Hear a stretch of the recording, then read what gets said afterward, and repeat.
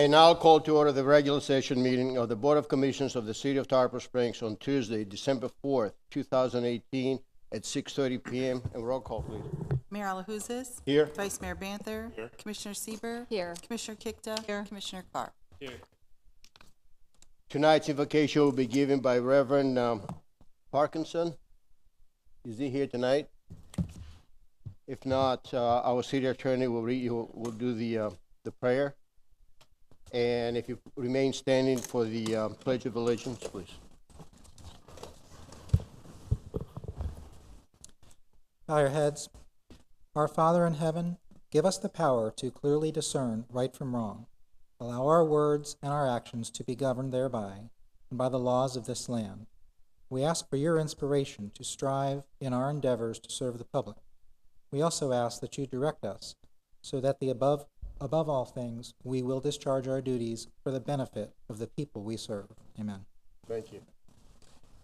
Pledge allegiance to the flag of the United States of America and to the republic for which it stands, one nation, under God, indivisible, with liberty and justice for all. Thank you.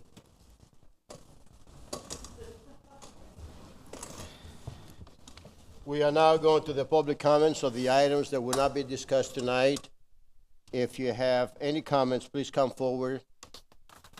State your name and your address for the record. You'll be given 4 minutes. Good evening, Mayor, City Manager, and Board Commissioners. Anita Protas, 901 Bay Shore Drive. I come with 3 items tonight. I have called the city since July. When you face the library and you look north on the west side, there are weeds growing out between the wall, the gutter, and the roof. It has now progressed to where there is a big crack all the way down. Having called and asked even in city maintenance that something be done, nothing's been done since July. I'm concerned that it's going to crack some more. I have spoken to 2 commissioners about this, and I'm concerned that water is going to seep down between the wall and the roof and cause rot in our beautiful library, where we've spent millions of dollars to have something nice in Tarpon Springs.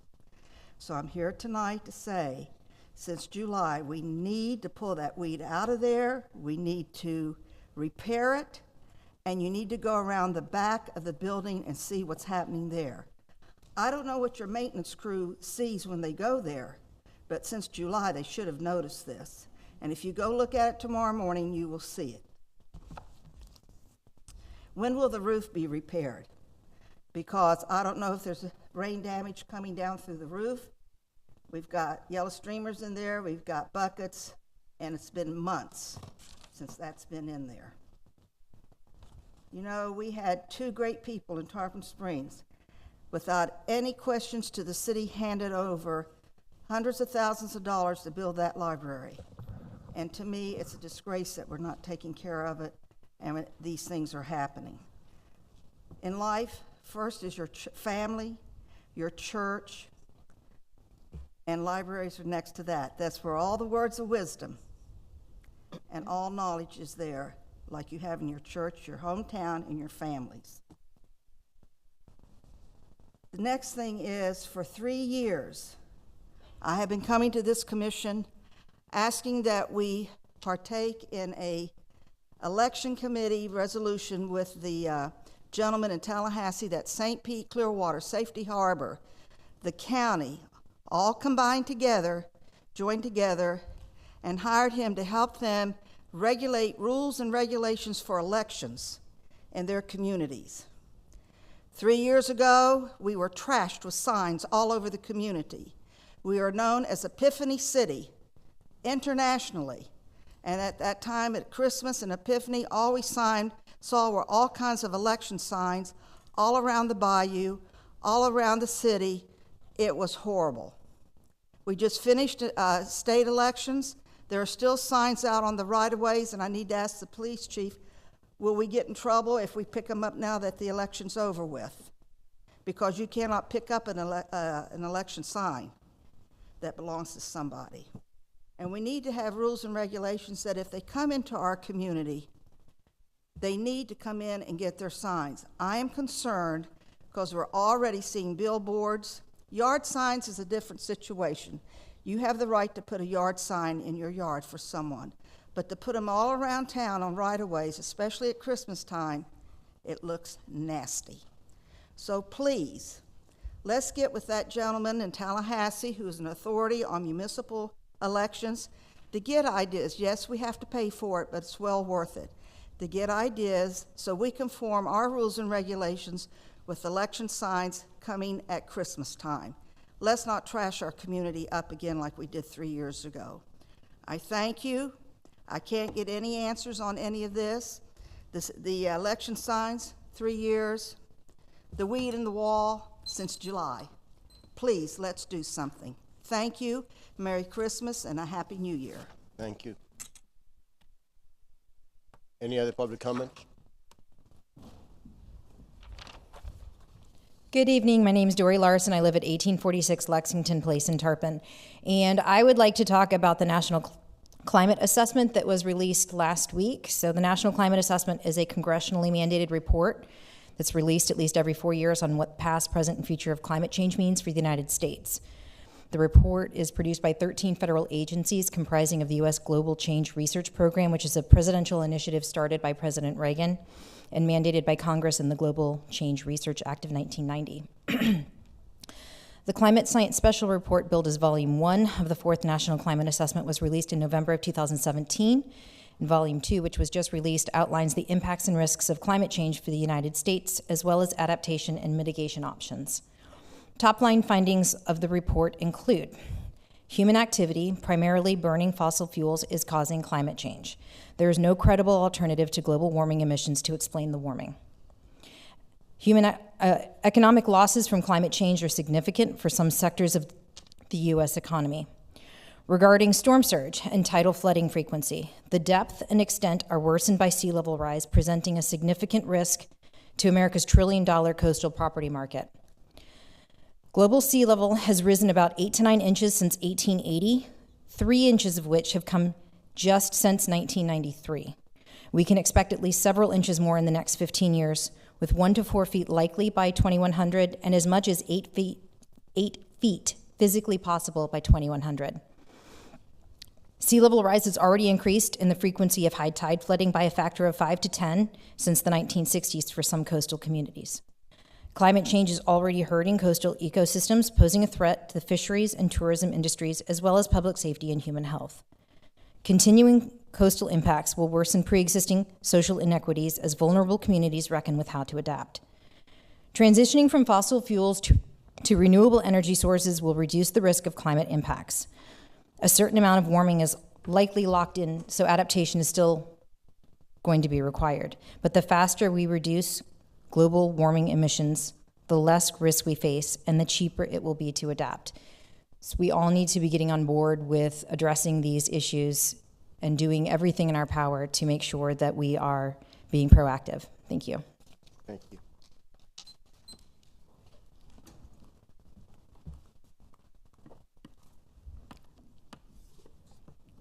Good evening. I'm Sheila Neisler, and I reside at 130 Roosevelt Boulevard. And I'm Sheila Hooper Neisler.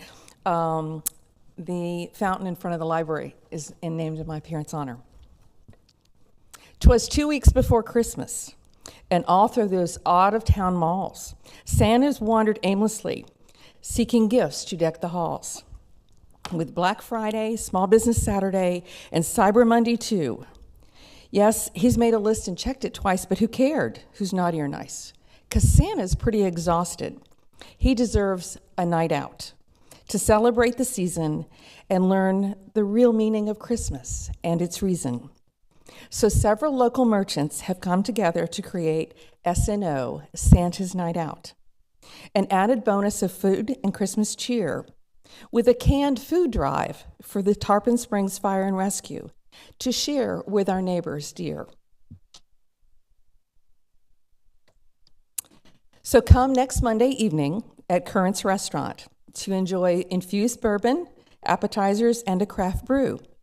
Admission is 5 canned goods, but we'll have lots of donor prizes too. We'll collect canned goods for Tarpon neighbors and enjoy some holiday cheer. So come share the true beauty of the holidays with new friends and ones we hold dear. Several of the merchants have gotten together to host this evening. I went to the library and saw how empty the box was, and I thought, I've worked a lot with homeless children and hungry children, and studies show that 53% of the children in Tarpon Springs elementary schools are on free and reduced lunch. When school's out, their pantries are out. And this year, they're going to be donating, the Tarpon Fire and Rescue are going to be delivering 125 food baskets, and probably they're going to children. So I've got invitations I'll give to the clerk, and I've also got signs. Basically, we're coming together and just collecting canned goods, and the next day, the Tarpon Fire and Rescue is going to pick it up. Everyone is donating in-kind services. There's no sponsorships. There's no, prizes. Everybody's donating door prizes. So we hope you'll come out, and more importantly, we hope you bring lots of canned goods. Thank you. Thank you. Oops.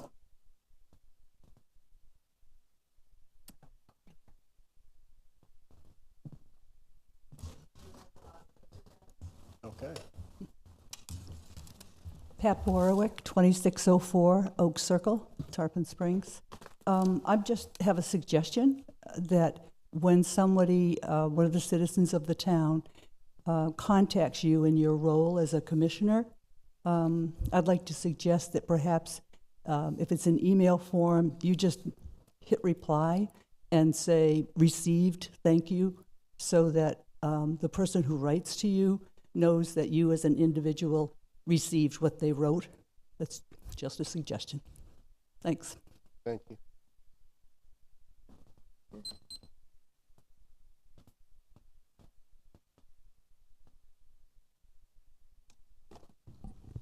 Good evening, Commissioners. Clay Matthews. I'm an attorney at Smoker Bartlett. The address is 100 North Tampa, Suite 2050, Tampa, Florida 33609. I'm here on behalf of all of the lot owners in Innis Point. I'm also speaking on behalf of Douglas Bischoff, who said he's going to cede his time to the floor to me, which I understand would provide an extra 2 minutes for a total of 6 minutes. Just making sure I understand the rules.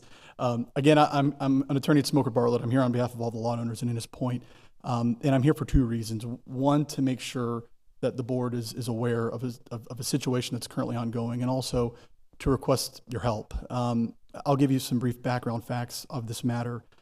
One of the lot owners, one of our clients, Mr. Doug Matthews, developed Innis Point. And in doing so over the years, it's never been required that sidewalks as a condition of approval were to be constructed fronting Innis Drive. And in fact, in and around 2015, when Mr. Matthews went to, when he was in the process of development, he conferred with the building department official, Mr. Anthony Mastraccio, who's no longer with the city but was at the time, and conferred with him about this sidewalk potential requirement and proposed an alternative that sidewalks fronting the street were not to be required, and instead they would install sidewalks around the seawall as a cap to the seawall that surrounded Innis Point. And Mr. Mastraccio agreed. And then therefore they proceeded accordingly and constructed those sidewalks as a cap to the seawall and no sidewalks fronting the street. Come now, recently, it appears the city has reversed its position and now is requiring sidewalks to be constructed fronting the street, and has even hit some of the lot owners with notices of violation. This forced our clients to file a sidewalk waiver request with the Board of Adjustment, requesting a waiver of this requirement to install sidewalks. This went before the Board of Adjustment on August 22nd and was denied by the board by a vote of 3-2. The casting vote, or the deciding vote, was cast by a board member named Michael Eisner, who notably was involved in litigation with Mr. Matthews prior to that hearing. And it was resolved and settled prior to that hearing, but they were involved in litigation. Based on our review of the rules, technically he probably wasn't required, or technically he wasn't required to recuse himself, but it's our belief that he probably should recuse himself in that voting process. In any event, the sidewalk waiver request was denied, thereby requiring our clients to install sidewalks. Our clients retained us to determine the best course of action about how to handle this situation. We determined that it's best to do our best to try to avoid litigation, and we advise our clients to file a request for relief under Section 70.51 under Florida's Land Use Dispute and Environmental Resolution Act, which basically requires that the parties get together, they mediate before a special magistrate, and that if that mediation fails, then you go to a hearing before the special magistrate, which then the special magistrate can give a recommendation to the city, which the city can reject, accept, or modify and accept with conditions. The city attorney, Mr. Eschenfelder, and presumably Mr. Trask, has taken the position that we filed our Section 70.51 request for relief untimely. We believe that position is unfounded, it's frivolous, and I'll tell you why. Section 70.51 requires that you serve your request for relief within 30 days of receipt of your development order, so the Board of Adjustment's development order. Our clients didn't receive that order until October 15th. We served our request for relief on November 13th, which was within 29 days of the receipt of the order. The city has taken, or the city attorneys have taken, the position that we received our order the date of the hearing on August 22nd, when an order was not given to our clients at that hearing, and in fact, an order wasn't even created as of the date of the hearing. It wasn't created till much later in October. So there's no way that our clients could have received the order as of that date, of the date of the hearing. Our clients filed the request for relief timely, and the city should be processing this under Section 70.51. To preclude our clients from doing so is preventing our clients' access to the courts. It's preventing our clients from utilizing the remedies set forth under Florida statutes provided by the Florida legislature, and we believe that the city should process it pursuant to Section 70.51. And if there's any matter that 70.51 was designed to resolve matters for, it's a matter like this, and we believe that it should be processed in accordance with it. And in fact, I've been in correspondence with Mr. Eschenfelder about a potential solution that could resolve this matter. And we believe that if you process this request for relief pursuant to 70.51, there is a potential resolution that we could reach without having to go to litigation. So I wanted to make sure the board is aware of this situation, that we're open to resolving it if possible, and that we could do that if you pursue this action under 70.51. So I thank you for your time, and I hope that you confer with your attorneys and choose to proceed accordingly. Thank you. Thank you. Any other public comments? No? Well, thank you. We're now going to the item number 1, Doors of Penelope, donation to the Cubs and Kids.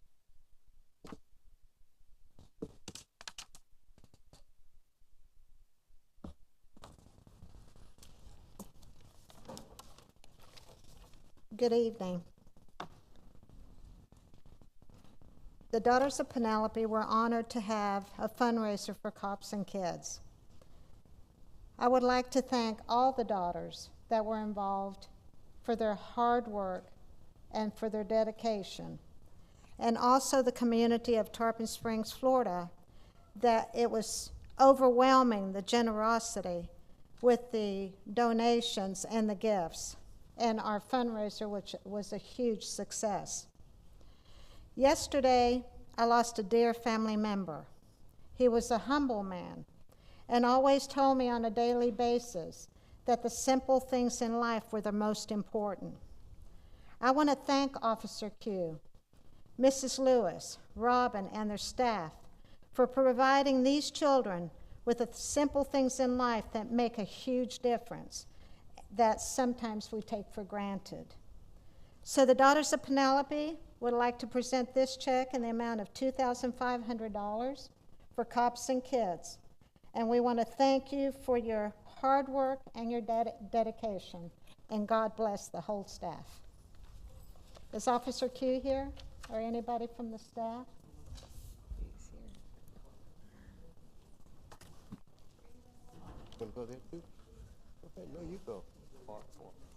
Oh, wow.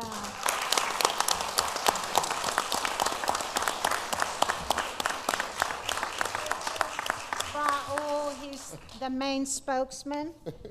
We have some pictures that we took.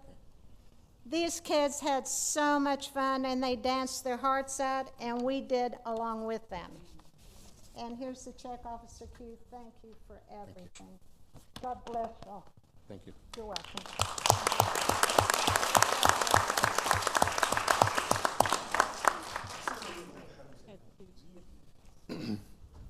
I just want to thank them. They just came over to me and out of nowhere and said they were going to do this, and I was like stunned. I said, thank you, and whatever you need. This helps out a lot, especially now when we do the Christmas program also. So I'd just like to say thank you very much.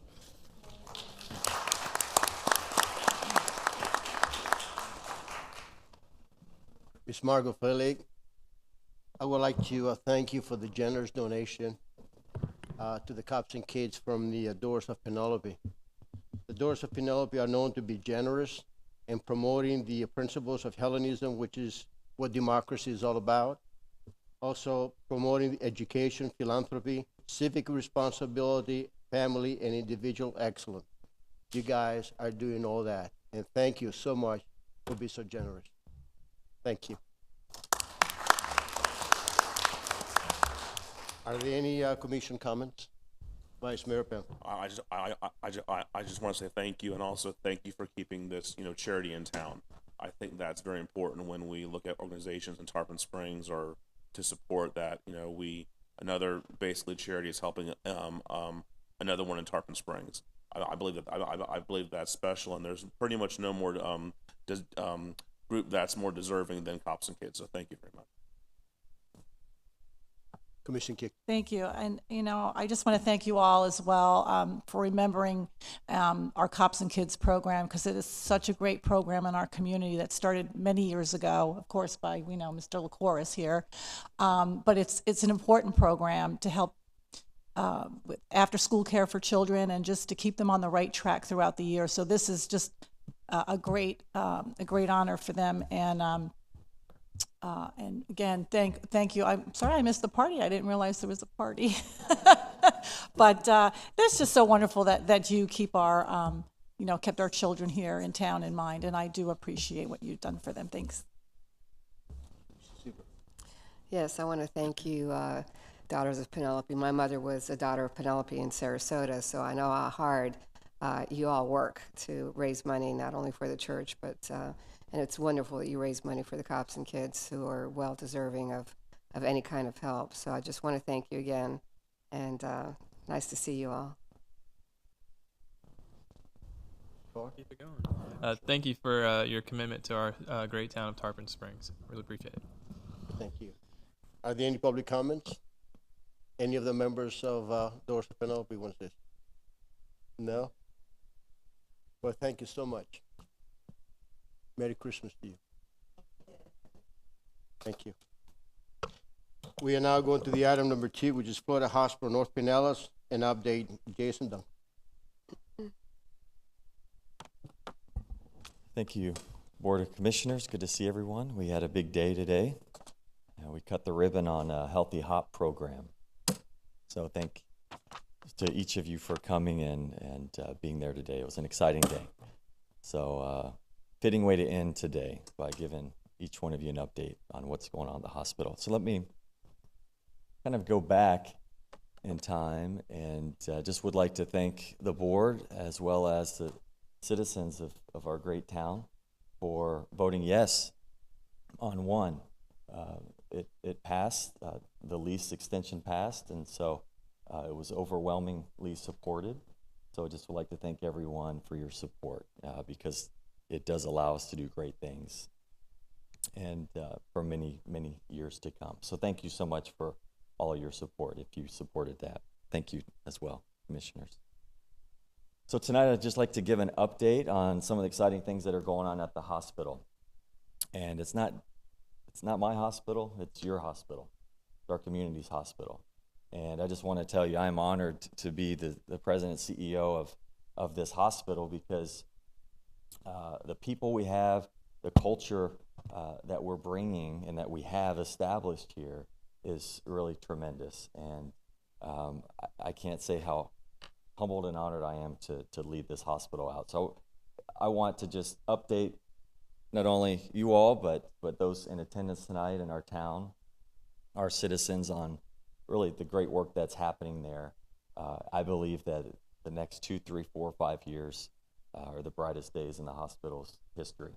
So I'm very excited to be here at this point in time. So what are we doing?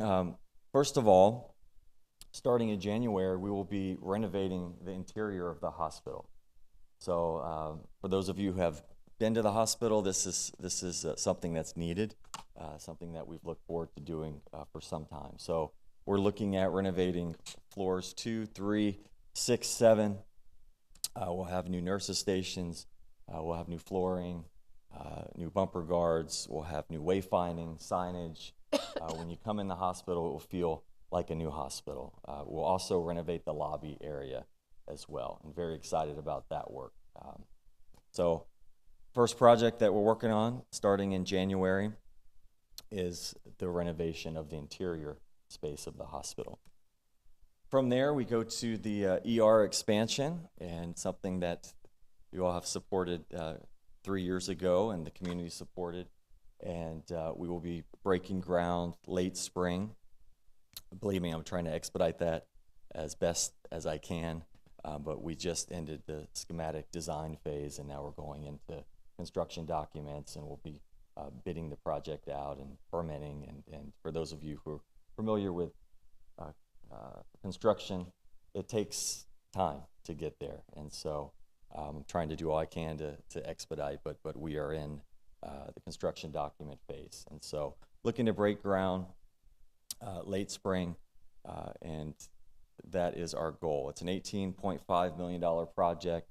It will provide 18 examination rooms, plus we're going to have space to add 3 more, so that if the volumes are there in the future, we can expand into 3 additional rooms. And 18 gives us the capacity to see about 34,000 annual visits, just so put it in perspective for each one of you. Right now we're seeing about 26,000, so we have room to grow. Of course, there'll be fully private rooms and state-of-the-art. So very excited about our ER project. And something else that's notable is you notice that it's on the first level now. The current ER is on the second level, which creates problems at times with those who come in the first level thinking that there's an ER there, and there isn't. And so excited that we're going to drop it down, put it on the first level. Intuitively, it makes for a better experience for those coming to the hospital. You'll notice that you'll drop at the ER first, and then you'll go to the main entrance after the ER. So very, very excited about this project getting started. And so construction will begin soon. There's the floor plan for those who have gone to the Palm Harbor ER. It's similar to that one. And so the good thing is that for physicians and nurses, they work at both Palm Harbor and Tarpon. And so familiarity with this concept is already in place. So we really love the concept, and very patient-centered and friendly as well. This is the orientation of the ER as it relates to the hospital. So you can see it's new construction. It jets out from the existing hospital. And the goal, too, is to tie the ER to the hospital. And so when I go back and you look at the new facade, that's going to be beautiful. That's a 30-foot wall that will tie the new ER into the hospital. And the drop-off area will actually come out. Currently, there's an area that you can drive under the hospital. That actually comes out. If you follow that wall all the way over to the main entrance, you'll see where the new drop-off area will be, and there will be a new awning or overhang that patients will drop off under. So very excited about the look and the change to our aesthetics as well. Another exciting project is the exterior. So we are replacing, we call it reskinning the hospital. And this will dramatically alter the look of the hospital. You see a lot of glass elements there, and we are excited to get this project going. This will go and happen concurrent to the ER project. It'll be about a 16-month project. The ER project will be a 12-month project. So for the next couple years, you're going to see a lot of work happening on the campus of our hospital. So this is very exciting too. It gets us the wind mitigation that we need so that we will never have to evacuate our hospital again. So, yes. And of course, secondary benefit is it updates curb appeal and aesthetic value of the hospital. But primarily, number one is just have an exterior, a new exterior that provides the wind mitigation. So it's a $10 million project. Construction will begin around the same time as the ER. And then I can't come here without at least talking about our quality at the hospital. So we are often awarded the top ratings for heart and stroke, top general hospital in 17. We have another A grade, and that's important for you all to know going forward for this year as well. So we're the longest standing A-graded hospital in the Tampa Bay area, right here in Tarpon Springs.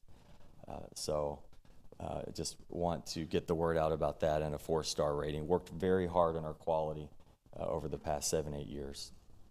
And now we're going to work hard on the exterior and the finishes inside to match the quality that's inside. And big news is that we're changing our name.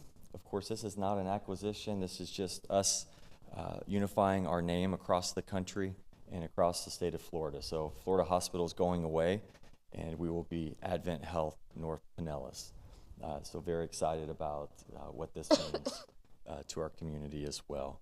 I think it elevates what we do, our care, our standard, the way that we just interact with every patient that walks in the door. And just so you all know, we say every patient, every time. We expect exceptional treatment and care. And so this just, to me, really takes our culture in a new direction, which I'm very excited about. So lots of changes coming. They're in the very near future. And just wanted to come and share these great things happening at our hospital and to our community. So thank you all for your support. We feel it at the hospital, and I just wanted to come and thank everyone for supporting our hospital here in our community. Any questions? No questions, but Mr. Dunkel, I want to thank you for the update, and also I'd like to congratulate you for the positive results of the referendum. Also, I want to thank you for transferring our hospital to be one of the best hospitals in Florida.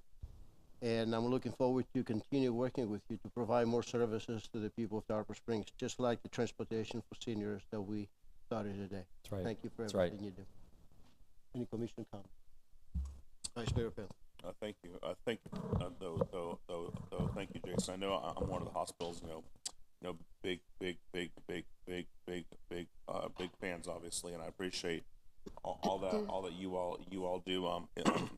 So even today with the hop on, hop off thing for the seniors, small things like that to larger capital investments that you do in our building.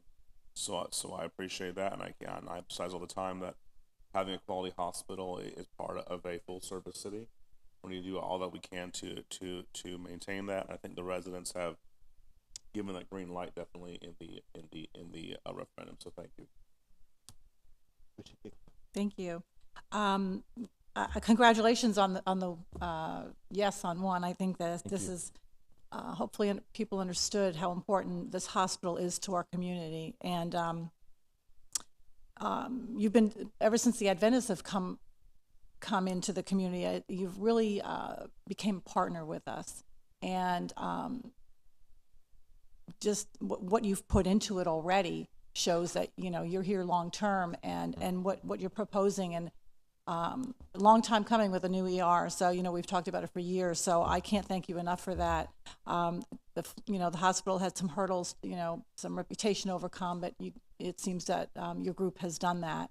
So I hope I look forward to seeing these improvements. And if like you were talking about the facility on US 19, the emergency room. So if this is mirrored towards that, this emergency room, it's state of the art. I've been to both, and it is state of the art. And I have seen the employees at both facilities. So that's really, I was impressed with that. So I think this is a great asset to our community, and thank you for everything you're doing. Thank you. Well, my fellow commissioners have already said everything that, so I want to echo their comments, and congratulations on the yes vote. Also, with you, Jason, you've done a great job as the new CEO, and I want to personally thank you for taking my call on Thanksgiving Day and being a caring person about the community and our citizens and going out there and doing the job. So I appreciate that. And again, congratulations. And I'm looking forward to the end. Yes, me too. Thanks, Mayor. Mr. Dunkel, thank you for really being a face in the community for the hospital and really taking a root and expanding the relationship with the city, the community, and the hospital as a whole. It's great to see you as a leader of the hospital really take that initiative. I think I've seen you more in the community than any other hospital CEO in the past that I've been aware of. So thank you for that. It's great to see, like the rest of the board has mentioned, the partnerships that you've taken with the city on some of the aspects too, and really your support. So it means a lot. And I was ecstatic to see that the vote passed. I know we communicated. And so thank you, congratulations on that. And we're looking forward to seeing the hospital go through its facelift and some other renovations. So thank you for the presentation tonight. Okay. Thank you all. Thank you. Are there any public comments on this item? Are there any public comments on this item? I hear none. Thank you, Jason.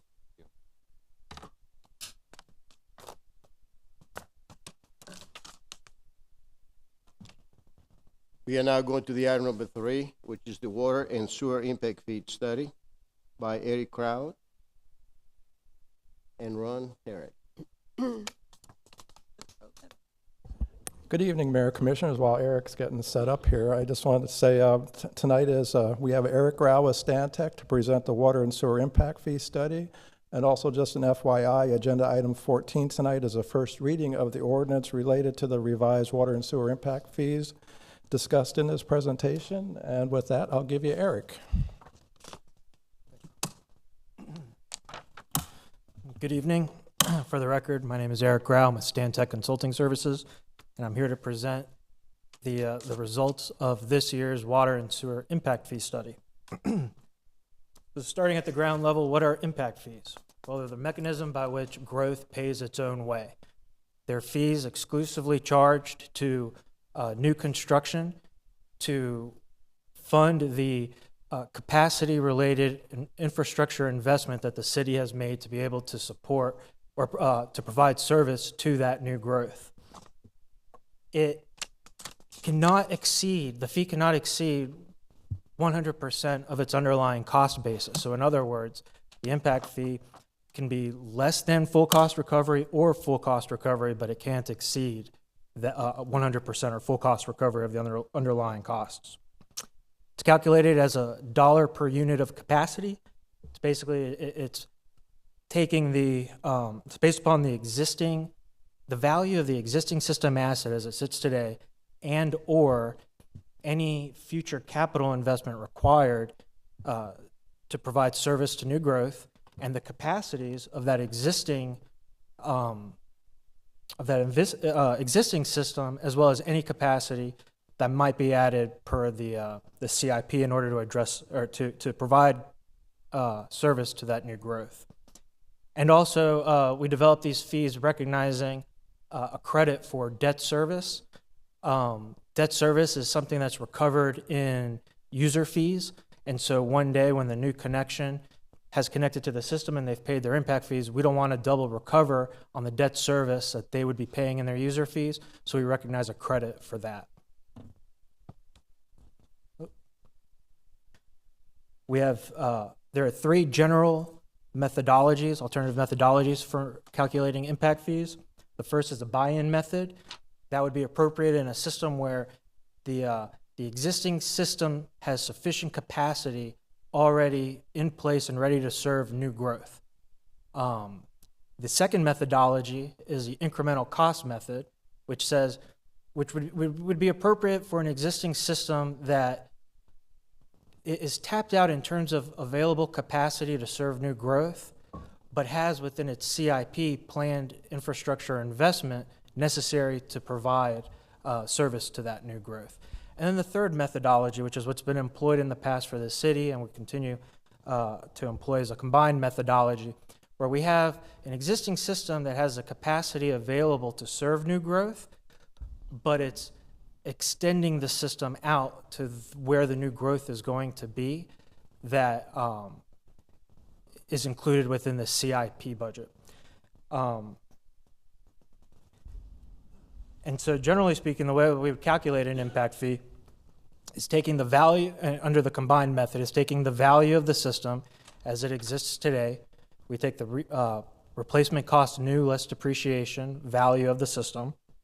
We add to it the identified capacity expanding or service expanding capital in the CIP.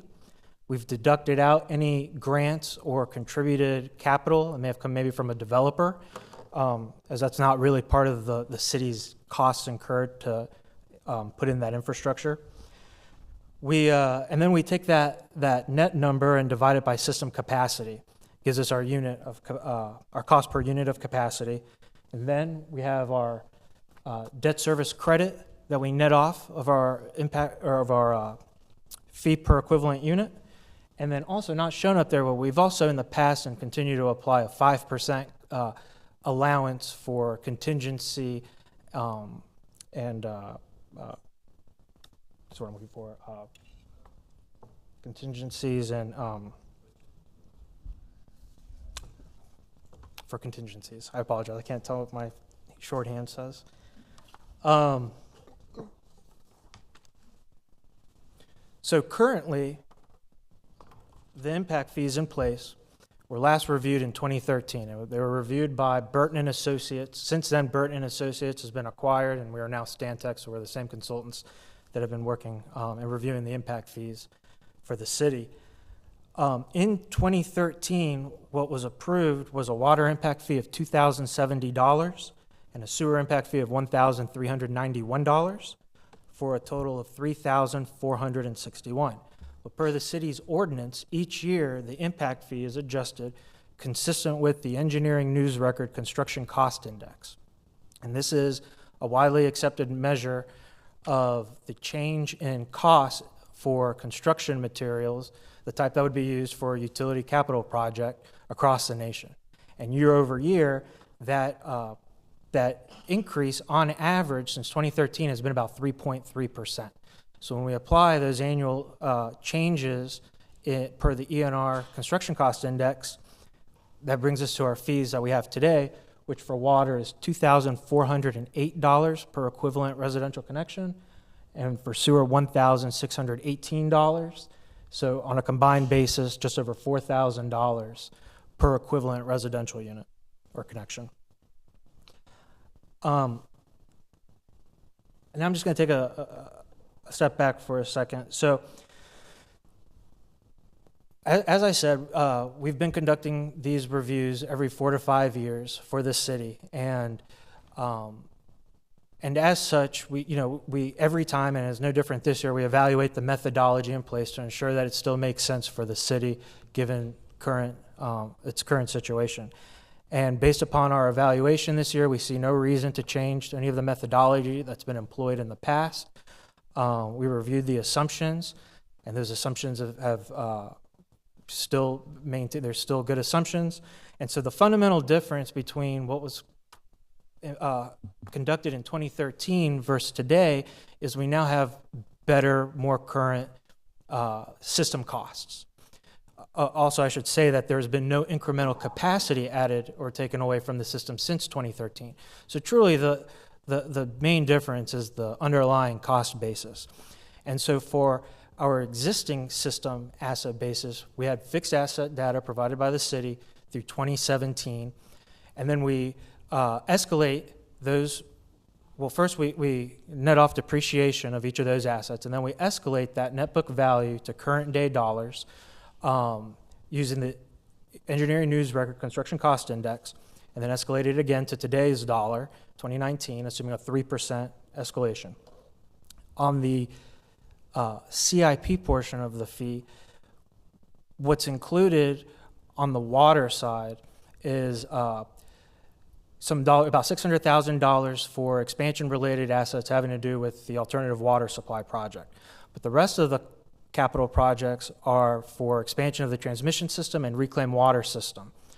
They don't add any new capacity to the system, but it's to be able to provide new growth with the existing capacity currently in place.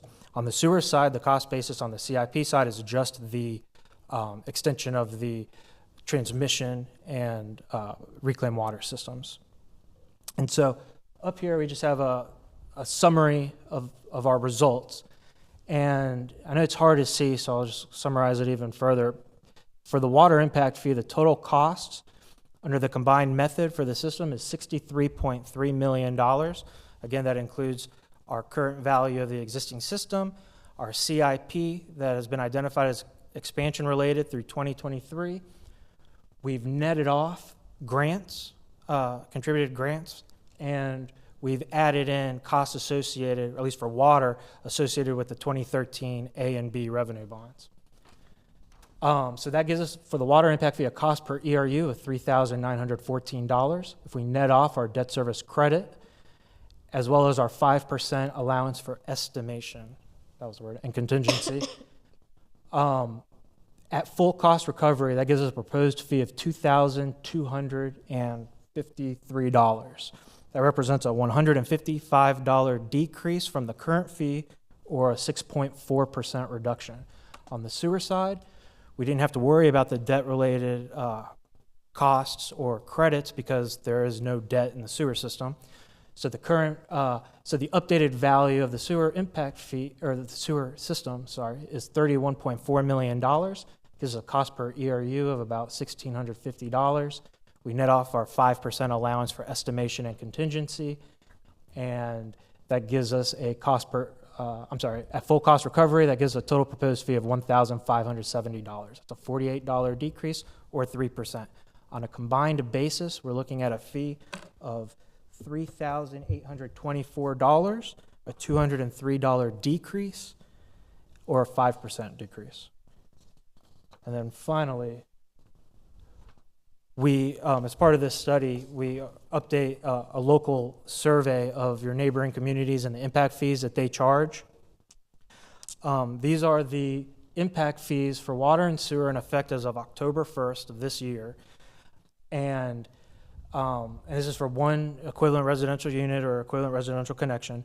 Currently, the city's fees are third highest on the list. It's inverted, so it's the third from the bottom there. With the reductions being proposed, the city would leapfrog Dunedin and would be fourth on that list, fourth from the bottom on that list. Now, as you look at this, though, it's important to recognize that there are, we're looking at kind of apples and oranges here, because every system is going to have kind of a different makeup as to what makes up their fees. It could be the density of the system, the amount of grants that may have been used, the treatment process, the disposal process, and all sorts of issues that could cause one community to have a higher impact fee than the other. So it's not really apples to apples. But with that, any questions? Mr. Grau, thank you for the presentation. I'm glad that we were able to reduce the impact fees and be more compatible to the other cities. Look in the survey that we have here, and we still, even though with the reduction, we're going to be like a halfway. Having our own water plant, our reverse osmosis water plant, what benefit do we have compared to the other cities? I would say the fact that you have a reverse osmosis plant recently built and aren't highest on the list is a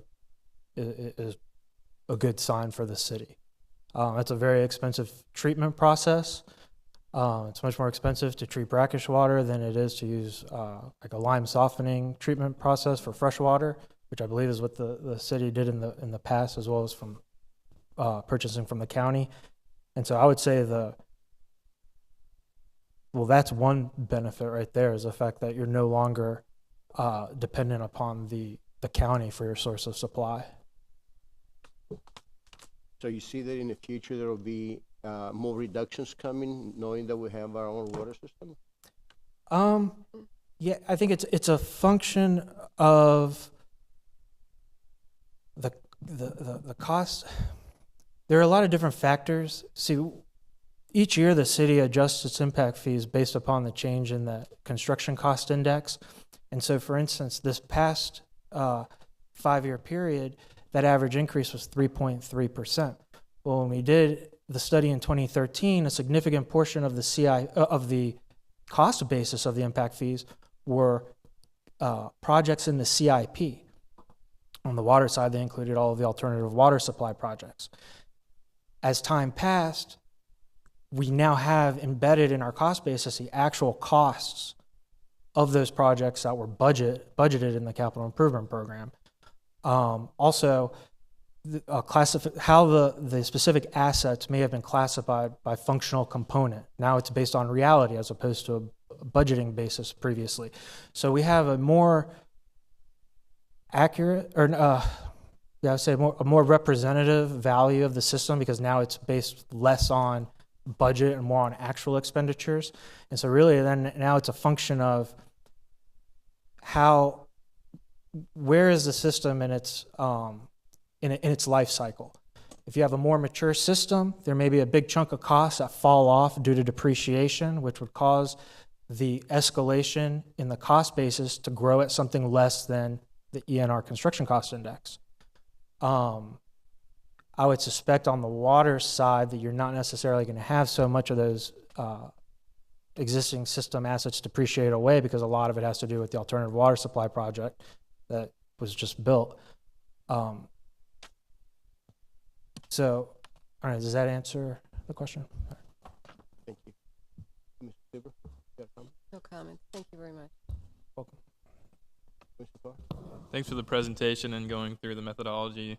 I know we got into a little bit of the weeds overall, but it's good to know that we're putting an eye on this from a standpoint for what our capital costs are from the city. So I think it's good that we review this on 4 to 5 years, and I'm encouraged to see that we've gone down a little bit, but also knowing that we stay up with inflation each year per the charter. So thank you for the presentation. I've got a couple of additional questions for staff when we come up for, I think, item 14. Vice Mayor Panther. Yes, thank you. I echo Commissioner Carr's comments. I'm happy to see that we can, adjust our position better, and I assume still be solvent in that area, and also, thus reducing our overall fee by 5%. I know it's always a concern for especially small builders and single family homes for the impact fees. So thank you for your research, and that'll go in handy for item 14. Thank you, Mr. Farrell. Are there any public comments on this item? Are there any public comments on this item? Here now, thank you very much. We are now going to the consent agenda. Item number 4, satisfaction release of liens. Number 5 is the attorney fees for Johnson & Jackson, invoice 3705 and 3706. Number 6 is the special event. A is the Sponge Ducks Arts and Crafts Show, January 19 through 21st. B is Movies at the Park, January 26, February 16, and March 9th of 2019. C is Grape Leaves Competition, February 23rd, 2019. And number 7 is the award file number 190038, CJJ, CAP, and chassis trucks and heavy equipment through the Florida Sheriff's Association, contract number FSA 18-VEH 16.0 for the purchase of 200 GW generator. Number 8 is the award bid number 190012, BRS Recreation Center restrooms renovation and showers remodel. Number 9 is increase file number 180172, NRS single source purchase of router maintenance and GPS service and routers and accessories. For the item number 6, the special events, number C, I will abstain because the applicant is the sister cities, and I am the president for the sister cities. So even though that the attorney says it's not a conflict, I will abstain just to make sure that we avoid any questions. Any items that you like to pull? Nothing. Okay. Are there any questions, comments? Just have a quick comment about the bathrooms. It's good to see that there's again a nice remodel for the recreation center. I know we've made an effort to go around to some of the city buildings and remodel Craig Park, the library, and obviously recreation is a heavily used area. So this is good to see moving forward that we're going to have a improved facility for our residents that visit our recreation center. Thank you. Are there any public comments on this item? I hear none. I need a motion to approve items 4 through 9 with the exception of 6C. Motion to approve. And roll call, please. Commissioner Carr? Yes. Commissioner Kikta? Yes. Commissioner Sieber, Yes. Vice Mayor Banther? Yes. Mayor LaHousas? Yes. Item number 6, special events, C, Great Police Competition. I will abstain on that. Make a motion to approve. Second. And roll call. Commissioner Carr? Yes. Commissioner Kikta? Yes. Commissioner Sieber, Yes. Vice Mayor Banther? Yes. Well, thank you. We're now going to the special consent agenda. Item number 10, the award file number 190037, CCM Accessories and Services for the purchase of vehicles utilizing Sourcewell contract number 120716, vehicles, car, vans, SUVs, and light trucks with the related equipment. City Manager, staff report. This item is this is one of the items that's on the special consent because of the pricing, solely because of the pricing. All these vehicles you saw and approved in the 2018-2019 budget. We went through the bidding process we normally do to get the best prices for the vehicles. So we're bringing forward to you in the special consent form because of the amount of money, the approval of these budgeted vehicles from the 2018-19 budget. And the item has already been approved with the budget. Yes, sir. Thank you. Are there any commission comments? Thanks. First, I just want to make it clear if it's an item approved in the budget, that it shouldn't just be rubber stamped when it comes to the commission, because I don't think that's a good answer for any item that comes before us. Just because it was approved in the budget shouldn't be an answer that we accept. But secondly, I support this. I think it's important that we look at replacing these vehicles, and I just want to go over so the residents understand it. Total cost is about $600,000+, I believe, right? Mm-hmm. So I want to talk about the age of the vehicles and look at some of these as well, because sometimes there's a misconception of our vehicles in town because they look newer, and the newer ones stick out. So this is the ages real quick. A 1998, 2004, 2004, 2006, 2008, which was the fire department, and then the police department has some Crown Victorians from 2007 to 2010. These are obviously aged vehicles, and these are due to be replaced, and I do feel that it's good and it's important. And Mark, I want you to talk a little bit more about how the cost savings that we're able to utilize by leveraging our relationships with these other contracts that are available through the other associations. Can you just touch base on that? Yes. Instead of going out to the Chevy dealership and buying something, or the Dodge dealership? Yes, there's a process that goes on for government vehicles.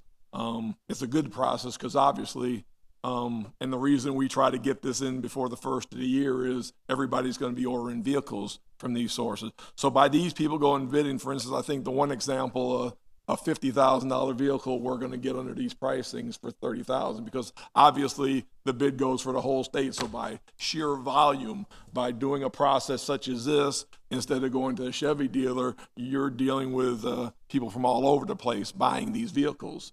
So it's a process where it's competitive. The competitive bidding is done, and we take the advantage of the ones who win this bid. And there's two main sources. There's the ones we went with in the sheriff's department are the two main ones that go for these bids and stuff. The reason, and we've gone with the sheriff's department contract before, But the main reason we went with this one is the sheriff's contract is limited on especially the police cars and putting the accessories that we need in them. So either they'd come here and sit sometimes 2 months while we could install them, or we'd have to go do another bid, the contract out in, I believe, Tampa. You had to take them to, Bob, and take them to Tampa, wait for them to go, have the accessories put in. And of course, obviously that cost is more than this. So that is the reason why purchasers look for these. And when you had to, if anybody asks, well, why the two choices? Why did you pick this one? It's because these one will completely accessorize the vehicles also. So when they come, they're ready for chief coaching to go on the road and use as a vehicle again, whereas before sometimes they were sitting a couple months before we could get the accessories involved. They come fully outfitted, right? Yes. Yeah, that's encouraging, I think, so that we get to use them from day one once we take receipt, because we've already paid for them, and they're an asset that we paid for. Thanks for explaining that to us. I think it's good to know that as a whole for the residents, to know that this is a cost-saving measure that we're able to leverage our relationships and contracts that we work with other communities and agencies across the state. So, thank you. Thank you. Thank you. Are there any other commission comments, questions? Are there any public comments on this item? Here none, I will entertain the motion. Motion approved. Second. And roll call. Commissioner Carr? Yes. Commissioner Kikta? Yes. Commissioner Sieber, Yes. Vice Mayor Banther? Yes. Mayor LaHousas? Yes, thank you. Number 11 is to authorize the city attorney to begin foreclosure proceedings on 127 North Gross Avenue.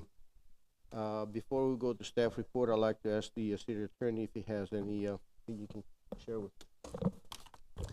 Thank you. Thank you, Mr. Mayor and Commissioners. It's a pleasure to be with you tonight. Robert Eschenfelder, for those commissioners who I didn't get the chance to say hi to before the meeting started, sitting in for Mr. Trask. This is an item that the city attorney's office is bringing forward. This particular property is not a homestead property. Obviously, if you've all looked at the photographs, it's been deemed by the city to be uninhabitable and condemned. As the history of this particular property that's attached to the agenda indicates, the city staff has tried for a very long time to work with the owner, and after his passing, the owner's estate, surviving relatives. But for whatever reason, lack of resources or whatnot, the compliance did not occur. As you can see from Mr. Trask's memo, the outstanding code fines are now at about $55,500, and the city also has a water sewer garbage lien for just under $4,000. Those would both be foreclosed at the same time. The action item being requested by the city attorney's office tonight is for authorization to file a foreclosure action. Mr. Trask did want me to make sure and communicate to you that while that action, if approved tonight, would be filed, there's nothing that stops the city and our office to continue to work with the estate if there is some resolution that they can bring forward. I know they have expressed in the past a desire to renovate it. Again, I think the big issue there has been resources brought to bear. I do know that there has been some contention by the estate that there would be a difficulty in demolishing it because it's in a historic district. However, your planning department has confirmed that while it's in a historic district, it's not deemed to be a contributing structure under your code, and so therefore it would be a simple staff review of a demolition permit if the estate chooses to go the demolition route. But either which way, however it ultimately resolves, at least our office's recommendation, that enough time has gone by and enough good faith as effort has been put into it, that the folks in the city who live around this property, need to get relief, and it is truly become a safety issue. So that's our report. Thank you. Thank you. Mr. Licouris, do we have staff report on that? No. This item came from the city attorney's office. I don't know, Chief Coachin has been involved in code enforcement process of it, but that's pretty much an item brought forward by you. It went to the code enforcement board to bring forward to you for foreclosure. So this item comes from the city attorney's office to proceed with that. I don't know if Chief Coachin has anything to offer to the case from the code enforcement aspect. We have been working with the property owner. We've gotten no compliance out of the property owner. It's as you know, the code enforcement board voted to request that you move forward with foreclosure. This has been condemned as an unsafe structure. It is a dangerous structure. It's non-contributing to historic districts. So, from a code perspective, we don't feel that we can go any further without the city moving to foreclosure on the property. Thank you. Well, the goal for the court enforcement to bring the property to the compliance. And according to the backup information, the daughter of Mr. Veras did not respond. Does he have any other relatives that we might be able to reach out to them? To the best of my knowledge, we've done everything that we possibly could from a legal and due process aspect to get this owner to come into compliance, and she has not come into compliance. No response. Thank you. Any commission comments? I've just got a couple questions. Sure. This is the first, I believe, for me, being on the board. I've seen other cases that have gone on much longer than 2 years. So how do we get to a standpoint where the city attorney makes a recommendation to foreclose on a property? What does that picture look like? So I just have a better understanding. Well, Commissioner, I would say, first of all, that every case is unique unto itself. Absolutely. The next thing to understand is that our office works very closely with Chief Cochin, because really the driver, as the mayor indicated, compliance is the ultimate goal. And our office, obviously, on a daily basis, isn't on the ground out there looking to try to work with the owners to get compliance. That's Chief Cochin and the city's code enforcement function. And so there comes a time, and Chief Cochin can chime in, but there comes a time when the chief actually starts interfacing with Mr. Trask and says, look, I've gone as far as I can go. The code fines are now substantial. And I think one of the things that to understand is that under the code enforcement statutory scheme, once your code enforcement board places the lien on the property and that gets recorded, then you've got that daily fee that is accumulating. And so as the fee accumulates, of course, people may brush off $1,000 or brush off $4,000, but then when it gets to a certain amount, the concept of foreclosure becomes more real to an owner, because they may well lose the value in the land. And so that oftentimes will be the impetus to get an owner to come forward and say, okay, you know, I see now that I may lose the whole thing, and at least if I resolve it in a way that works for me and works for the city to get compliance, I will at least keep the value of either the land or even the structure. And so every case goes differently. Tarpon Springs does not have as active a foreclosure process as, say, Dunedin, another one of our clients. They do a lot of it. Dunedin is, or Tarpon Springs is more selective. But I think that's almost speaks in favor of this particular item, that you can rest assured that Chief Cochin has gone out of his way to try everything he possibly could, you know, prior to supporting this kind of recommendation. So there is no magical formula about when it comes forward. It's more just, what do we, in consultation with your staff, feel is the likelihood that this is ever going to resolve, you know? And because at some point, as I indicated in my initial remarks, you know, there are folks that live around these properties, and you know, it's not just about the owner, it's about the folks neighborhood that are impact. neighbors. Yeah, absolutely. Safety. And what happens if there's a mortgage on the property in this situation? Well, as with any other type of foreclosure, if there is a priority lien, then the priority lien would be satisfied first. So, and I don't know, I haven't done the research on this. Mr. Trask got the file, but if, you know, Acme Bank has a mortgage on it that would have priority over the mortgage or over the lien that we filed, then Acme Bank gets paid first before the city would be paid. Okay. Thank you. Yes, I see there has been some communication with the daughter, but she was never able to make it here or come in compliance or fix any of the problems. But I think the big difference is that this property is in disrepair and poses a hazard and has been condemned, as opposed to some of the other cases we've seen where, you know, it's just debris and garbage and trash. And it's a two-story structure pretty much ready to collapse on itself. Right. So for that reason, I feel that we need to move forward with this. Thank you. Commissioner Kick. Thank you, and that's what I wanted to point out as well to Commissioner Carr. The difference in this property is that it's been condemned. It's uninhabitable. It's unsafe. That's the difference between some of the other ones that we see. Believe me, I don't want to take anybody's home ever, but they have been notified. They've gotten certified letters, and it hasn't been taken care of. So it's in such bad disrepair that it's been condemned. And I that's where I see the difference from any other code case that we've looked at lately. So I would agree with the recommendation from the city attorney. Thank you. Any other commission comments, questions? Are there any public comments on this item?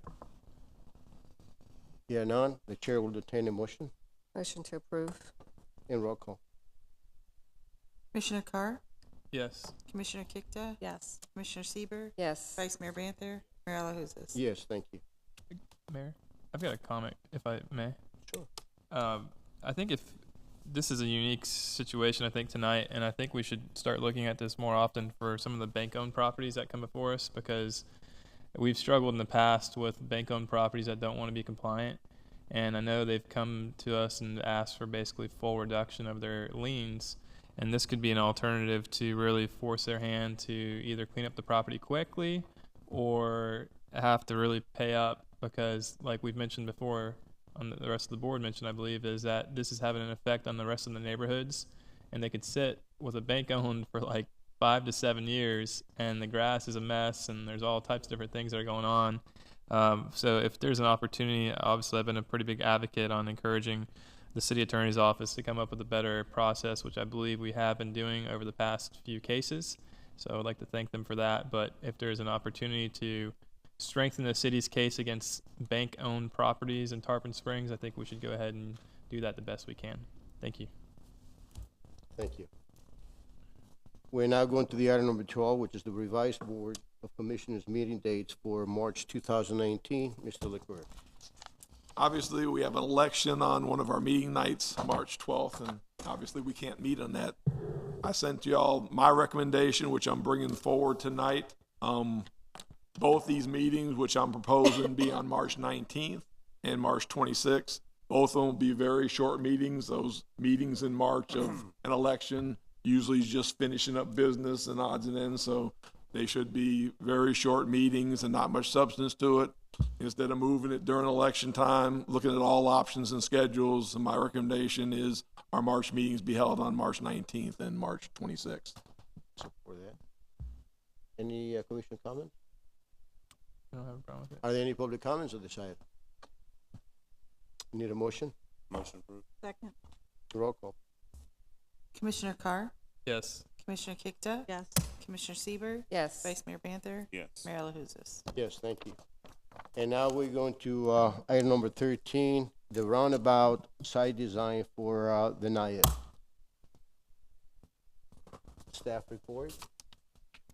You have anything to tell us, Mark, or? The Public Art Committee will make the presentation to you.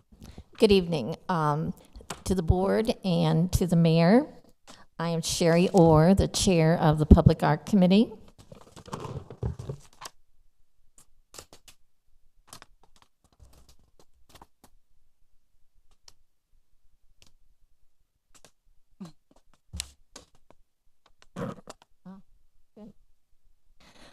As you can see, we're bringing before you the roundabout site design. In early 2018, we requested designs.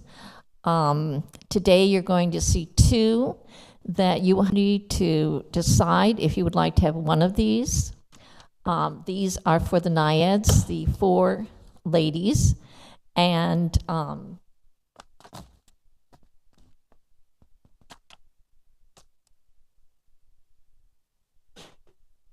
here you can see the dimensions. This is at the intersection of Dodecanese and Roosevelt Boulevards. And the space, the blue area, is where we're talking about placing the NIAIDs. And here are Glenna Goodacre's NIAIDs that were purchased by the board. And they are the goddesses of fresh water.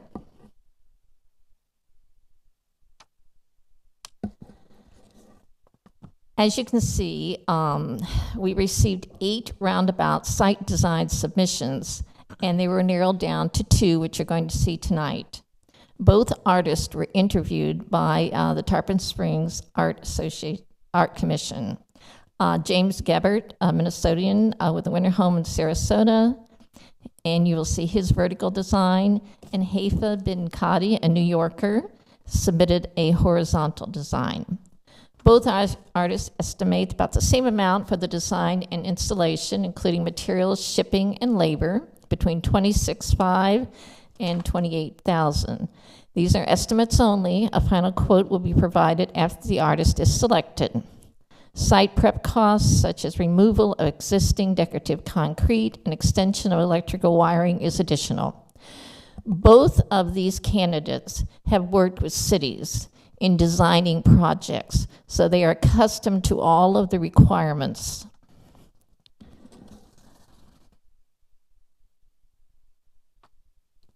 The first is James Gabert's design. It's a fountain design. Remember, it's fresh water. He mocked it up using white cardboard, but the actual material will be stainless steel to mimic the appearance of the movement of water coming up, and the pool of water will be stained concrete, again mimicking the appearance of movement of water. We will not have water features actually in either design. There'll be in-ground uplighting, and if you see to the side, he wants to make it look like water by having some air holes in the stainless steel.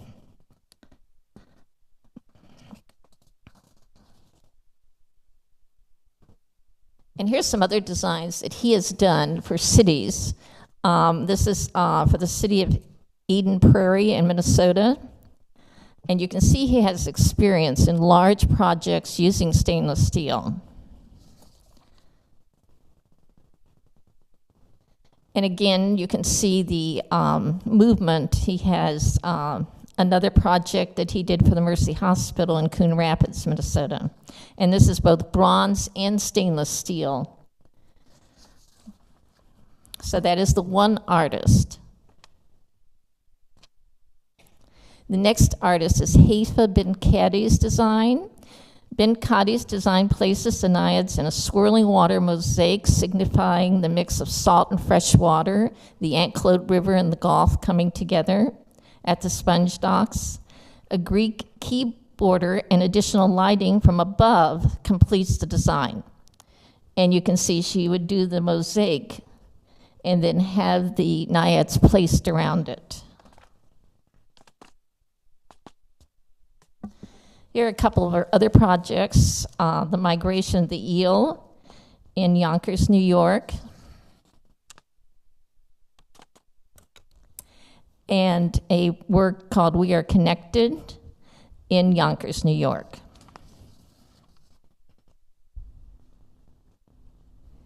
And just so you know, we haven't forgotten about story time. We're waiting for the completion of the cultural center to place it on the grounds. That will be a much simpler process with concrete or brick paver pad, landscaping, and then we will place story time on it, just so that you know. We're looking forward to that one.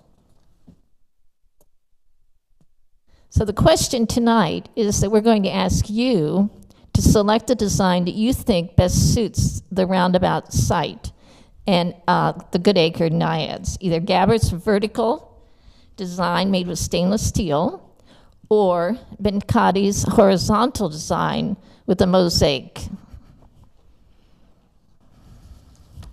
Thank you, Ms. Orr. You're welcome. Well, I prefer the mosaic design. Seems to me that it's more appropriate for the area. Do we have an idea what this is going to cost? Around including the preparation of the site and the at lighting? this point, $25,000 to $28,000 for the mosaic, the preparation. That is, but we may have more details once we decide on one of the two artists. They will come and decide specifically what it would cost. Thank you. Commissioner Steve. Yes, thank you very much. I know you did a lot of research for a long time on this. Thank you. I probably would go with the second one as well, but I just like the simplistic look of what Goodacre's original one was, just stones and water and sitting on rocks, since it is fresh water. And I know you probably don't want to go back and look at this. I've mentioned it before, but Right.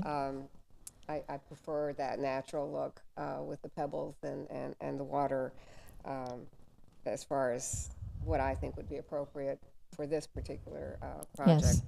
But if I have to choose from the two, I guess the second one would be the The second I would one. choose. Yes. Thank you. Thanks, Mayor. As a reminder, the Board of Commission has to approve anything over the threshold of this spend. So if we feel that the two that are presented are not what the board would like to see, we could ask our committee to go back and to look at some other options. So I just want to point out a couple things. And first, I want to thank you all for your work. Thank you. As you know, I'm passionate about art in Tarpon Springs. I know sometimes we maybe collide at times, but I'm just passionate just as much as you are as well. To be honest, I don't think either of these are fitting to these statues today, the way they're being presented, but I do appreciate your diligence in looking at designs available. One thing I do want to bring up is the mayor brought up the cost. The cost of the art alone, or I guess if you'd call the mosaic or the steel piece of artwork, is $26,000 to $28,000. Right. And then initially, my understanding was we had a $15,000 budget, and that was going to include the site prep, and that's also going to include the uplighting. Right. So now we have the cost of additional art, which is close to $29,000, plus the site prep with lighting. So it's going to be, I don't know, $5,000 plus potentially. So to bring the statues in, it was $75,000. This cost is going to be 46% of the acquisition cost of the statues. To me, that seems a bit steep for these two pieces that are being presented to us today. Can I interrupt? We actually paid $175,000 for the naiads. Okay. I'm sorry, I misspoke. That's okay. Still, the naiads aren't being represented well enough, I don't think, for the type of statues that they are. I would go in the line to follow what Commissioner Sieber brought up on how the natural stones and potentially another complement of bronze could be used in the design of the naiads. So they're really, so it's just more fitting, I think, to the statues. To have a white steel piece in the middle and they're really close together, I don't think that's fitting. And then also, the water design is neat, but it mimics currently what's there today of a circular blue area. So to pay maybe $35,000 to $40,000 to get something that's similar there today just doesn't, to me, make sense. So I would like to go a third option and make a recommendation that we look at more of a natural stone, similar to how what's her name? Ms. Goodacre has some of our other work designed in and potentially have a water feature in that. If we're spending close to $40,000, I think we could incorporate, I mean, what's it cost to build a pool? The cost to build a pool is like $40,000. And that's a pool in your backyard that's pretty good size. So I think we could come up with some type of alternative to reflect both a water if we need to, and also using some more natural stones as an alternative.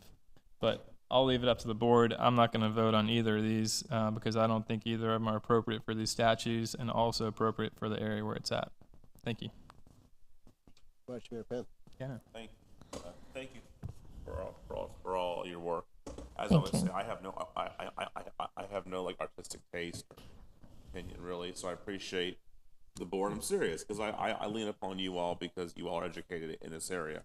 I mean, you know, I can sympathize with picking one of these two. I can sympathize with Commissioner Carr's comments, Commissioner Sieber's one suggestion. I didn't see that, but I trust her taste.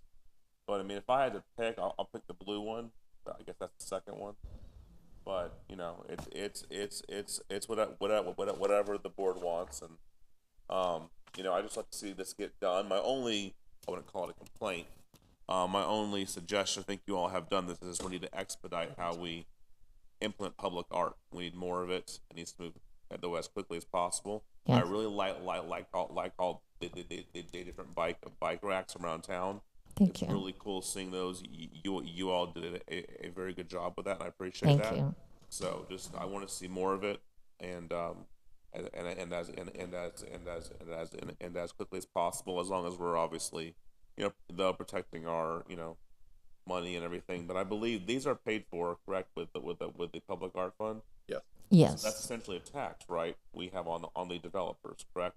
Yes. So and that's a good thing, okay?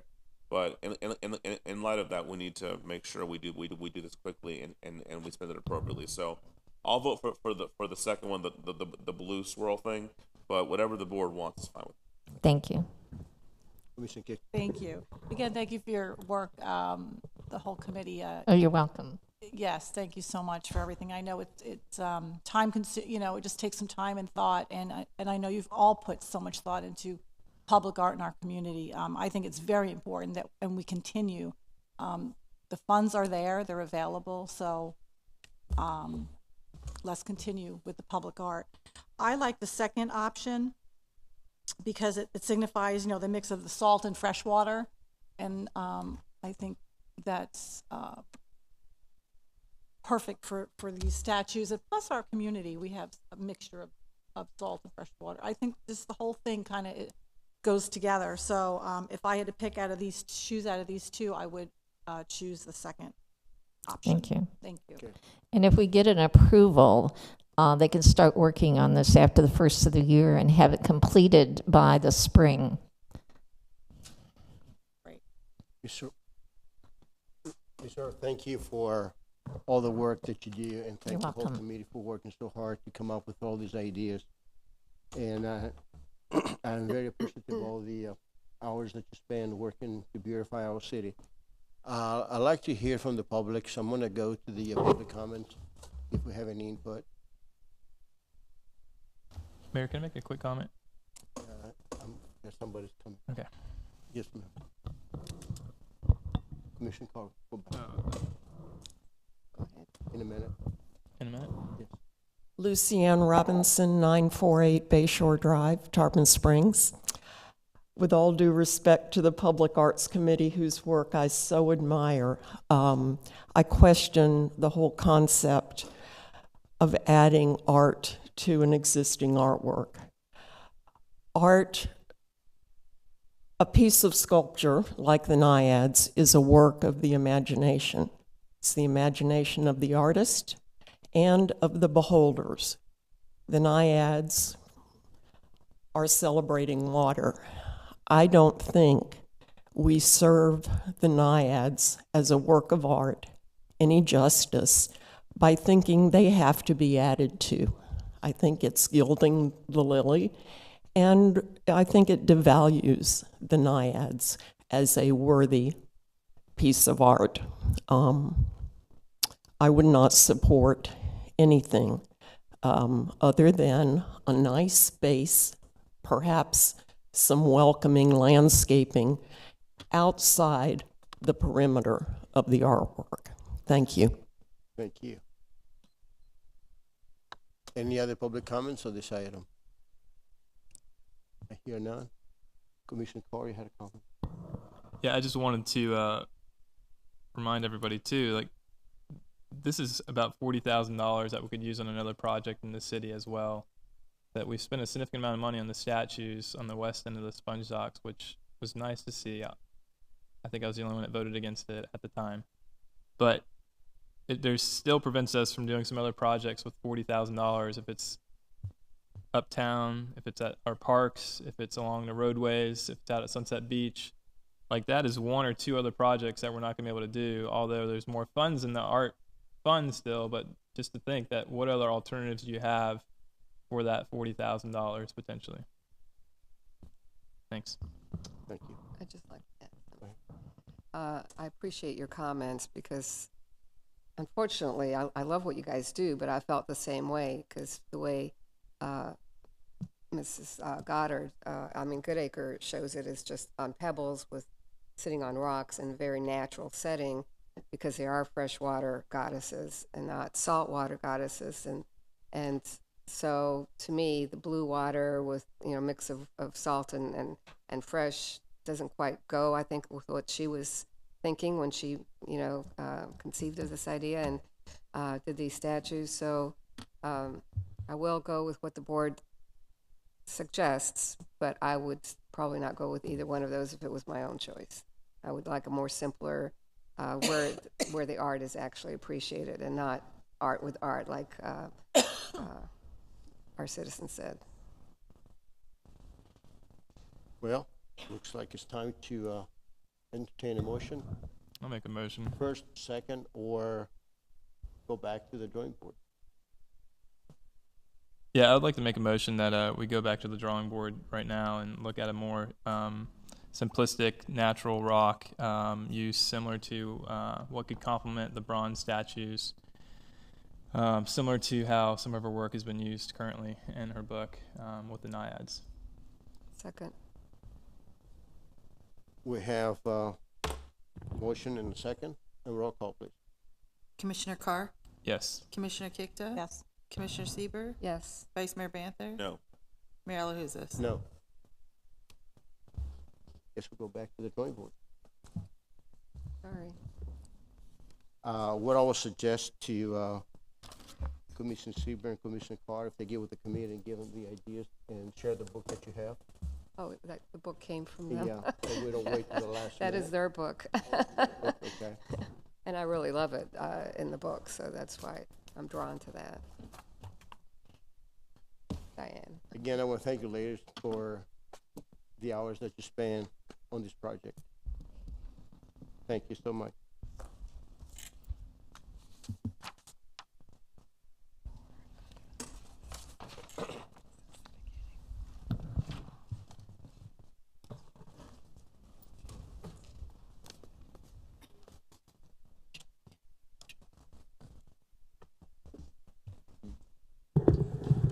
We're now going to the ordinance and resolutions. Item number 14 and item number 15 are related. There will be, no, excuse me, I'm wrong. Item number 14 is the ordinance 2018-29, the application 18-142, the impact fees for water and sewer. This is the first reading, and I will ask the city attorney to read the ordinance. Thank you, Mr. Mayor. This is ordinance 2018-29, an ordinance of the City of Tarpon Springs, Florida, amending Chapter 20, Water and Sewers, specifically Section 20-1, by decreasing the water and sewer service impact fees, providing for repeal of ordinances or parts of ordinances in conflict herewith, providing for severability, providing for inclusion in the Code of Ordinances of the City of Tarpon Springs, Florida, and providing for the effective date of this ordinance. The legal advertising, the second reading will be held on December the 11th of 2018 and was published in the Tampa Bay Times by title only on November 30th, 2018. Thank you. Staff report. Good evening, Mayor, Commissioners. Heather Earler, Planning and Zoning Director, and staff for this application. I'll entertain any questions that you have. This is a very straightforward change. It's simply changing what you saw in the presentation from the existing fees that are listed in the ordinance to the new fee schedule that shows the reduction. So I can entertain any questions that you have. I have no questions. All those questions were asked during the presentation. Any other questions? Commissioner Carr? Thanks, Mayor.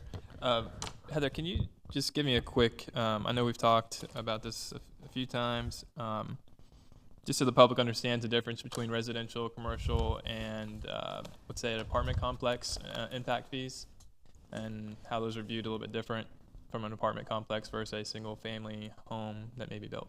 Sure. The individual fees that you're seeing here for water and sewer are actually for a single family home. They're for a single residential unit. When you're dealing with apartments or any type of non-residential, they're actually based on fixture count. So what that means is when those new buildings come in, we have the building division determine how many fixtures are associated. And basically for every 25 fixtures, that's equivalent to one dwelling unit, and that's how they're charged. Any other questions? Any other questions? Nothing. Are there any public comments on this item? Thank you, Heather. The chair will entertain a motion Motion approved. Second. and roll call. Commissioner Carr? Yes. Commissioner Kikta? Yes. Commissioner Sieber, Yes. Vice Mayor Banther? Mayor LaHousas? Yes, thank you. We are now going to the item number 15, which is the ordinance 2018-27, the application 18-119, future land use element, upland habitat. This is the first reading. Before I ask the city attorney to read the ordinance, I'd like to tell everyone that item number 15 and item number 16 are related, will be discussed together, but we're going to vote separately. Thank you, Mr. Mayor. The first ordinance to be considered, again, these next two ordinances will be presented and debated at the same time, is ordinance 2018-27, an ordinance of the city of Tarpon Springs, Florida, amending the future land use element of the comprehensive plan by revising section 3, existing land use data requirements, subparagraph 6, and relocating the density and intensity standards for conservation of significant upland habitat adjacent to certain wetlands to new policy 1.1.12 in section 5, future land use goals, objectives, and policies, revising section 4, land use analysis requirements, subparagraph 7, to remove reference to figure 19 of the coastal planning and conservation element, revising policy 1.1.10 to remove reference to figure 19 of the coastal planning and conservation element, adding policy 1.1.12, 1.1.13, and 1.1.14, relocating density and intensity standards for conservation of upland habitat adjacent to certain wetlands, and adding a definition of significant upland habitat, providing for correction of Scrivener's errors, providing for other modifications that may arise from review of this ordinance, providing for severability, and providing for an effective date. The legal advertising on this item is that the second reading will be held after the state of Florida has reviewed this item, as is required by Florida law, and it was published in the Tampa Bay Times by title only on June 16th, 2018.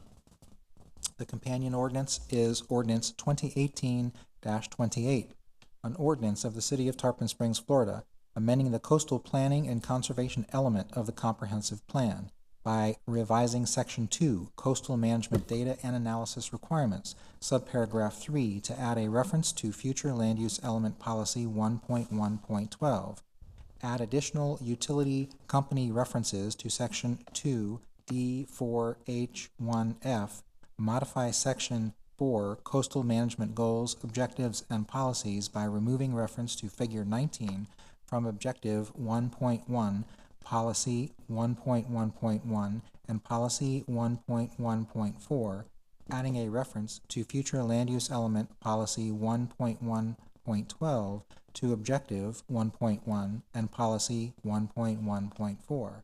Modify Section 7, Conservation Goals, Objectives, and Policies by removing reference to Figure 19 from Objective 1.6. Policy 1.6.1, Policy 1.6.3, Policy 1.6.6, and Policy 1.6.7, adding reference to conservation of and impacts to wetlands and areas of significant upland habitat as defined in future Land Use Policy 1.1.12 to Policy 1.1.6. Providing for removal of outdated references to the Florida Administrative Code and agency titles, providing for correction of Scrivener's errors, providing for other modifications that may arise from review of this ordinance, providing for severability, and providing for an effective date. Legal advertising is that the second reading will be held after the state of Florida has reviewed this ordinance and was published in the Tampa Bay Times by title only on November 2nd, 2018. Mayor? Thank you, Stafford. Again, good evening, Mayor, Commissioners, Heather Erler, and staff to your, Planning and Zoning Director staff to you this application. The city is proposing to amend both the future land use element and the coastal planning and conservation element. The purpose of the amendments is to identify and provide for conservation of significant upland habitat in the city, to clarify and confirm the intent to protect wetlands consistent with state law, to provide for the application of conservation measures through the requirements of on-site studies that identify that habitats exist on a property prior to development, which the city has prioritized for protection and conservation. The state of Florida's comprehensive plan, Florida State Statute 187.201, paragraph 15A states, in recognition of the importance of preserving the natural resources and enhancing the quality of life of the state of Florida, development shall be directed to those areas which have in place or have agreements to provide the land and water resources, fiscal abilities, service capacities to accommodate growth in an environmentally acceptable manner. Further, 187.201, paragraph 25, Goal A, systematic planning capabilities shall be integrated into all levels of government in Florida with particular emphasis on improving intergovernmental coordination and maximizing citizen involvement. 187.201, 25B includes policies that call for simplifying, streamlining, and making more predictable the existing permitting procedures, ensuring that each agency's functional plan and management process is designed to achieve policies and goals of the state plan consistent with state law. Ensure that development of strategic regional policy plans and local plans that implement and accurately reflect state goals and policies and address problems, issues, and conditions that are of particular concern to a region.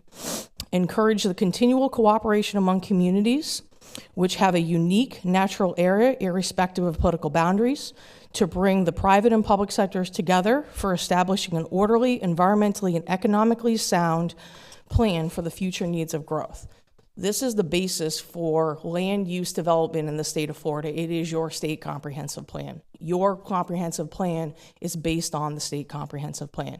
It must be consistent with the plan. That is what the community Department of DEO is responsible and charged for ensuring that it is.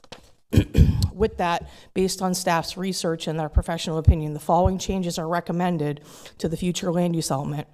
Under Section 6, Vegetative Cover, Wildlife Habitat, and Marine Resources section, the following changes are proposed. Remove the words "in their entirety," as this concept of preserving wetlands in their entirety is inconsistent with the state's no net loss policy, and the mitigation is allowed pursuant to Policy 1.1 of the Coastal Planning and Conservation element and state law. Add significant upland habitat as defined in new Policy 1.112 of the future land use element to require environmentally sensitive areas that may require further study prior to development. Move the density intensity standards for the development of areas identified in Figure 19 to the implementation section. See new Policy 1.112, 1.113, and 1.114. Under Section 7, revise language to reference management of wetlands and significant upland habitats in accordance with the future land use element, coastal planning and conservation element, and the countywide plan. Modify the goals, objectives, and policies to remove references to Figure 19 and instead, where appropriate, require development proposals to evaluate and preserve wetlands in areas of significant habitat. Move the density intensity standards to Policy 1.1.12, 1.1.13, 1.1.14. Identify the significant upland habitat shown on Figure 19 that are believed to be present in the city in order to prioritize protection for high-quality, contiguous, significant upland habitat of 5 acres or larger as determined by a qualified professional. Based on staff's research and professional opinion, the following changes are recommended to the coastal planning and conservation element. Remove the word area from the name coastal planning and conservation element. Remove reference to 9J5 of the Administrative Code, which was repealed in 2011. Change the title of the state agency responsible for land planning. Remove outdated references to utility providers. Remove references to Figure 19. Reference new future land use policy 1.1.12 in the element. Those are the changes that we are proposing tonight. With that, the Planning and Zoning Board heard this application. On the future land use component, there was a split decision. There was some concern over some of the policy language that was being changed. Actually, I misspoke, not the policy language, but the changes in Section 6 that I outlined in their entirety with reference to wetlands. There was some concern, but there was a 4-2 vote to move that forward for your review and approval. And on the coastal element, there was a unanimous vote to move those changes forward. And with that, I can answer any questions that you may have. We have received up to this point 2 letters that staff is aware of. Now, you may have received additional correspondence that I'm not aware of, but we have received 2 letters that came to our attention. And I can answer any questions that you have. Yes, thank you. Just for clarification, I would like to ask some questions. As you indicated in the backup, the city comprehensive plan was adopted back in 1989, and the map that we used to identify habitat was created back in 1985, that is 33 years ago. Why all these years has not been updated? Well, the map was actually, the last update was 1999, but there's still a significant time difference between that time and now, and really that's because we're not in control of that information. That information is controlled at the state level. That's the SwiftMud that controls that? Yes, I believe the SwiftMud is responsible. Yeah, SwiftMud is responsible for that map. It's also used by FDOT. One of the recommendations that you're proposing is to have a site verification and to have analysis, and that verification will be reviewed by the city, the state, and the state agencies. What agencies are going to review that? It depends on who has who's the agency of review. In most cases in the state of Florida, you will have a review by either Department of Environmental Protection or SwiftMud in our particular district.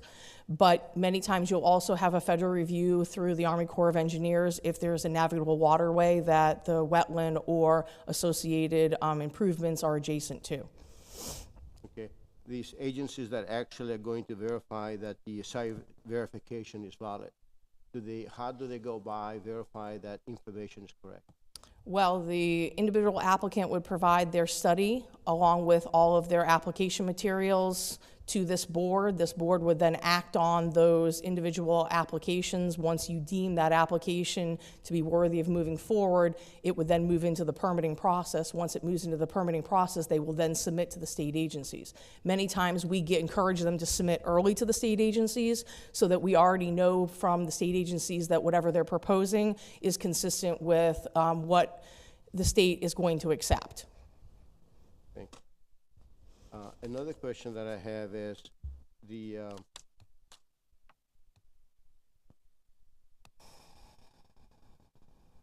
mitigation order of priority. Mm-hmm. Number 1 is the mitigation to be done on the same side of the development, correct? That's correct. And number 2 option is within the same planning area, that'll be the city? That's correct. And 3rd is the mitigation will be with the same woodshed. Would you explain that? Yes, policy 1.1.1 of your coastal element and coastal and conservation element sets out the mitigation policy that's not being adjusted tonight. That's existing in your comp plan, has been existing in your comp plan for some time. And essentially it sets out a priority list of how we would like mitigation to occur within the city when we're dealing with wetland impacts. The first priority would be on-site, if there's an opportunity for them to do mitigation on-site and mitigate for that wetland on-site, we obviously would look to that first. Secondly, if the city owns a property or has the ability to get 2 owners together and work with 2 owners that is inside the city boundaries, we would look to that as your second opportunity for mitigation. Finally, the third opportunity for mitigation would be somewhere in the watershed, looking for some type of mitigation project to actually mitigate for the impacts on the wetlands. So that's what that policy is referencing. The no net loss, the policy of net loss, who will make the determination that actually we have enough mitigation to break even? Well, your staff will definitely look at it. Obviously, we can determine based on the number of wetlands they're mitigating if there's going to be a loss of based on their mitigation that they're proposing. But ultimately, the final decision is made at the state agency level. So either at SWIFMUD, DEP, or Army Corps. Okay. My last question is, can the city of Tarpon Springs be more restrictive than the state? It would not be recommended because you are supposed to be consistent with the state and with this mitigation. There is policy language in another Florida statute that basically says we have to accept the mitigation that the state accepts. So we can have policy language that may be more restrictive, but actually implementing that policy language becomes very difficult when the state agency approves something different than what's established in our comp plan or in our language. Vice Mayor Penn. Yes, thank you. Though Heather, I want to thank you for your work on this. I know it's been a long time coming, and thank you for meeting with me last week to help, as I said, kind of, help me understand these issues better. So just to reiterate, I know that the mayor asked a lot of this. Basically, the crux of this is there was a map that was created about 20 years ago that identifies properties in Tarpon Springs that could have different kinds of species or environmental issues. And right now, as that map stands, it would be impossible or very difficult to develop on those properties. Correct? Well, yes and no. That map basically lays out where those properties are, where those habitats are believed to be based on that map. That map has not been ground truthed for, at least in our community, it has not been ground truthed. So those habitats may actually exist, or there may be different habitats that exist on certain properties. So it makes it a little bit harder to determine whether those habitats are going to be impacted significantly without knowing what's actually on the properties. So we're looking to take some of that ambiguity out of the system for the folks who are coming in to develop and make it a little bit more of a fair system so that they know what they're going to have to encounter, what they're responsible for doing when they walk in the door. They know that they have to study those issues because they're located on their property's located on the map, and that they have to show us what actually is on that property. They still would have to do their wetland analysis, their jurisdictional line. They still would have to do their tree surveys. They still have to do their wildlife surveys. This is specific to the upland habitat only. The wetlands are still going to have to be studied, are still going to have to be provided an environmental study. That doesn't change. All that this changes is the type of upland habitat requirements that we have in place. Okay, so if this passes tonight, as opposed to no development on those sites, it would allow them to, at their cost, have a study to determine if what's identified on that map actually exists there. Correct? That is correct. And is there anything in the language or in that line of work where they would have to discover like other things, or is it a very specific thing? Like if they said there's groundhogs there, I know that's not probably what we're talking about tonight, but there's groundhogs on that site. Would their study just have to be for groundhogs, or would it be more of a generic study that would identify other things there that might not be on the map? So we're talking about two different things. Wildlife are handled differently. That's under a threatened and endangered species. But habitat matters in that because the types of animals that you're going to find or the types of plants you're going to find on a particular property are consistent with a particular type of habitat. So if you have scrub habitat, you're going to have a different group of animal assemblage there and a different group of plants there than if you have, longleaf pine needle forest. So because of the fact that the habitat is now, it will be required to be studied on these larger parcels, 5 acres or larger, you're going to have a better understanding of whether that habitat exists. It's going to better give you give you more information so that you can better decide whether or not an environmental analysis is required. In most cases, it's very, very easy to determine whether or not a threatened or endangered species is there based by looking at their habitat management plans. Yeah.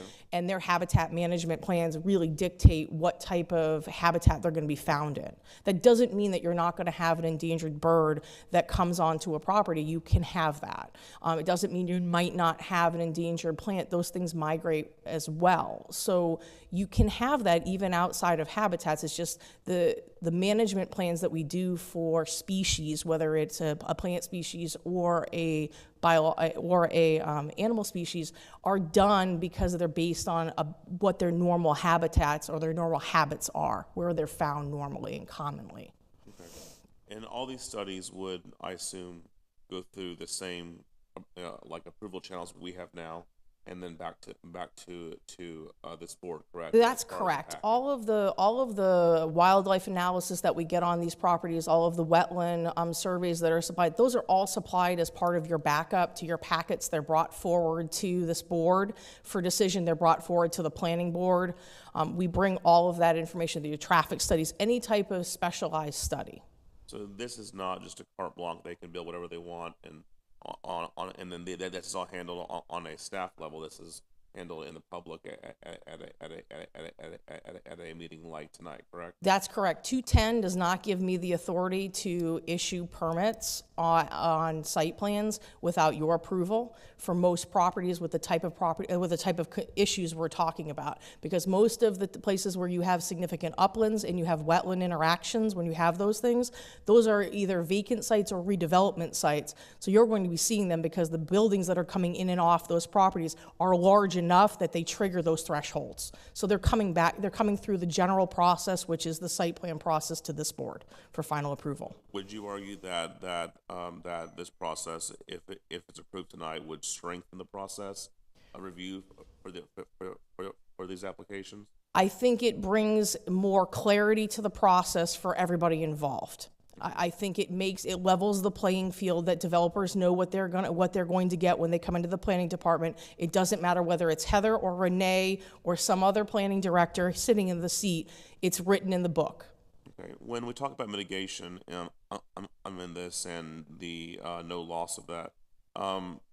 What are there any steps in this that's encouraging more mitigation when possible in Tarpon Springs and not in like Orange County? Certainly that policy lays out the priority list. The priority list is on the property if you can do it. If you can't do it on the property or there's no ability to do it on the property, it's inside the city limits. If we have properties that we know that need to be mitigated, which we've identified several properties that we know based on the mitigations that are out there, we would encourage folks to work with us to get those projects dealt with internally in the community. Also, if we have developers who let us know that there are mitigation opportunities on their property, we don't necessarily know where every single wetland is in town. So if we know that there's a degraded wetland that somebody's planning on maintaining, we would certainly want to partner with them and then get the developers together so we can do those private-private partnerships as well as private-public partnerships. And then finally, the last step in that mitigation would be, off-site somewhere else in the watershed. So this board would have some say or influence in that mitigation process. Certainly, that's something that would be open to discussion during the site planning process. If you see wetlands on a property and we tell you that they're going to be filled, and this is what the jurisdictional is telling us, if we have those options, we would bringing those options forward to you. And we may be bringing those options forward to you before we actually get to the site planning process, because you would need to approve that before we can even, guarantee that the design is going to work.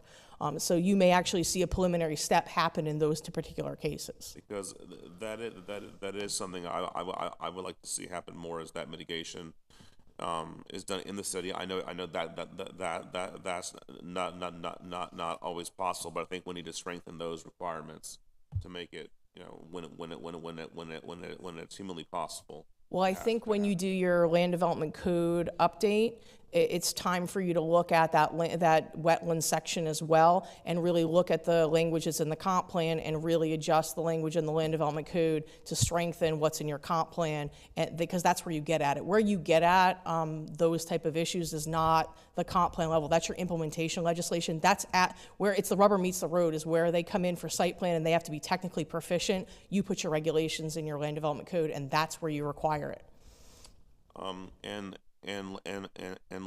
Last question, and I had asked you about this, but for the sake of the public, some have argued that this was only done for Wawa, that this was done to, if Wawa had come forward, they obviously canceled their plans and been approved, that this would have had to been approved now for them to do what they wish to do, on that site. What's your response to that? Well, you would, if this had Wawa come through the process, whether this was on the docket or not, you would need to have done something for Wawa, because that has an existing wetland permit on it. The wetland mitigation has already been approved by the jurisdictional. It is not consistent with the policy in your comp plan right now. And that was approved under the previous approval that was done for CVS, I believe it was, maybe 3 to 5 years ago. So there's some issues with the jurisdictional permits being 7 to 10 years and then being able to extend that, and our own site planning requirements, because if you don't build it within a year, that site plan goes away. There has to be a reconciliation at some point, and that's something that the staff is going to have to work with the state on, because we have that expiration date. Okay. Okay. Thank you very much. Mm-hmm. Thank you. Heather, thank you for clarifying some of this for us tonight, because it can be a little confusing at times. I think most of my questions have been answered, but I just wanted to clarify that if this was approved tonight, we want to be more consistent with the policies and the goals of the state comp plan. So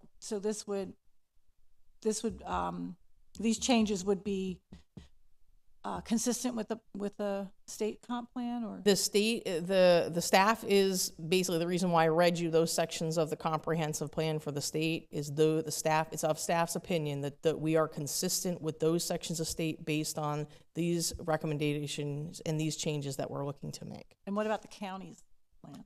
Again, the county plan has to be consistent onto the state plan. So yes, they're consistent with the county rules. Okay, and to clarify again, any applicant, they do their study, then it comes to staff. So it's the same process. And that's correct. We do our own studies. It goes to all the agencies. That it's always gone to all the other agencies as well. So nothing's changed in that regard. That's correct. Okay. And the only thing is, you made a comment, that this is growth that is environmentally and noted as environmentally in a sensitive manner. So it's not that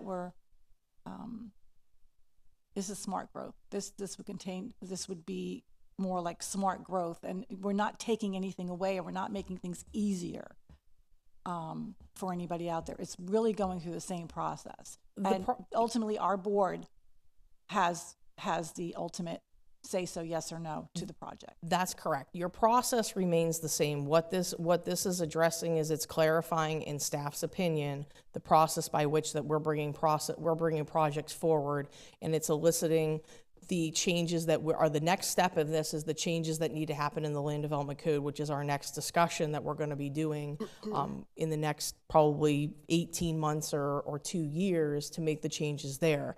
And with that, the language that happens here, whatever that may be, needs to direct that conversation when we're talking about wetlands and the studies and the things that are required and the specifics of what you actually want to provide in those studies, what you want to see as a board. Thank you. Thank you, Heather, and thank you for meeting with me, because this is obviously very important to our citizens and our developers, and we want to make sure we understand it. I'm an outdoors person. I'm an environmental person. I've checked several times at the Mirrors project and the stream behind it and come to you with concerns and had it looked at, because I do want to make sure that things are going right. And thank you for always following up with me and Kevin as well. But I understand that you want to make this more consistent and have moved some of these sections from implementation to section 3. I wanted to ask you about something. In section 3B6, removal of in their entirety, we've had concerns about that statement. Can you please explain the reason that you want to delete that? So you are allowing in another section of the comp plan, which would be the policy we've been talking about for mitigation. In order for you to have a mitigation requirement, you have to impact the wetlands. You wouldn't be mitigating for something unless you're impacting it. So when you say you're going to preserve something in your entirety, and then you say in another section of your comprehensive plan that you're going to allow for mitigation, that's internally inconsistent onto itself. The state comprehensive plan does not direct me to allow you to have internally inconsistent documents. So those inconsistencies we try to eliminate as much as possible. In an ideal world, would we like to preserve every wetland that comes before us? Absolutely. The state's policy is a no net loss policy. It is not in its entirety. It is based on what they perceive to be no net loss. Right. And so sometimes that isn't necessarily consistent with what the local jurisdictions want. And we need to recognize that and understand that and appreciate that. That was my next comment, was the no net loss should be the minimum standard. Do we have jurisdiction over that, or do we have to follow the state? Absolutely not. I don't have jurisdiction over the environmental permits that are issued. That's something that's done at either SwiftMud or DEP. Can I make recommendations? Can you have a higher standard in your code? Absolutely. Pinellas County has higher standards in their code. They don't always get those higher standards if the jurisdictional permits are don't meet the standards. Now, can you attempt to put additional regulations in here? Absolutely. Can I enforce them? Not necessarily. And before we move forward, this application ordinance has to be approved by the state, the Land Planning Agency, or the Administration Commission. Is that correct? It's going to, yes, that's correct. It's going to DEO, it's going to DEP, it's going to SwiftMud, it's going to the county, it's going to Ford Pinellas, it's going to the Department of State and a couple others, I believe. Department of Transportation. Okay. And then, again, I wanted to reiterate that before there's any kind of development or site plan approval, it has to come in front of our board. That is correct. I like what you said about the mitigation. I think we need to be involved and, and be responsible to make the right decision when it comes back in front of our board, and I think most of us are on here. So I think that was all my questions, but thank you again for your work, and obviously we need to update the stuff and the map. When will that be updated? Well, I don't control the map. And, of our opinion is we've removed the references to the map, but left the map in there because it does show the locations of property in there. And instead, we're regulating the actual habitats that are shown on the map, which is probably the better way for us to do it, because when requiring the study, we can ground truth that. And then we can determine it is outdated. That's correct. Some of these areas. Okay, thank you, Heather. Thanks, Mayor. I'll try to keep it short because we had some great questions and comments from the rest of the board. To you, Heather. So can you just do a couple clarifications for me? What does no net loss mean? No net loss is defined under the state statute, and it basically is based on the mitigation that's proposed, that the number of acres that you're impacting does not exceed the number of acres that you're mitigating. So no net loss. Thanks. Mm-hmm. When you say mitigation, I know this has been thrown around a lot, and I know maybe some people watching online might not know what mitigation means. Can we just do a quick 1-2 what mitigation is? Sure. Mitigation is when a wetland is impacted, the state determines what is sufficient based on that impact to either create a wetland or change the function of an existing wetland so it better works properly. It sometimes can include, removing exotic species, which aren't really basically helping the function of the wetland. It can include a group of different methods by which that the state approves those types of impacts to wetlands. So there's a group of different improvements that can be made. So mitigation could be a current wetland today is just, I guess, let's say enhanced. That's okay. Mm-hmm. I think one of the things that kept coming across is obviously we've got a public comment and we've got a lot of passionate people here to share tonight, but is the verification of what the property is listed on the map is an important aspect. One of the things is developments typically hire a consultant to come out and verify what the site actually looks like. So let's just say a developer wants to, I don't know, you hear these things, pay off a surveyor and to falsify a statement of some sort. What falls into play? I mean, that's considered fraud, right? And then you potentially could be arrested and fined. In that particular case, yes, because a surveyor is actually a licensed professional in the state of Florida. They have a very defined category on what they can approve and what they can't approve, and they have very limited scope based on what they could do. Now, there are environmental professionals who are also surveyors. And so there's language in the legislation that kind of allows those professionals to work in both fields. Clearly, they have skill sets in both fields, but that is determined at the state level what that qualifying professional is. Obviously, we're going to want to see your credentials as part of your study. Pat and I both are people that we just know in the field.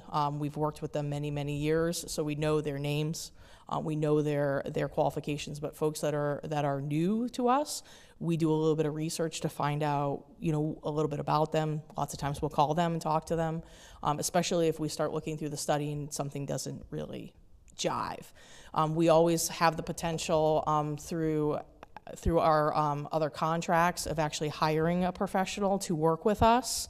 If we are concerned that the information that we're getting, we did that for traffic studies. We would do the same thing for wildlife analysis or wetland analysis if we had concerns. I think that would be an interesting item to look at, is putting something in place of hiring a professional from a staff perspective to verify these items moving forward.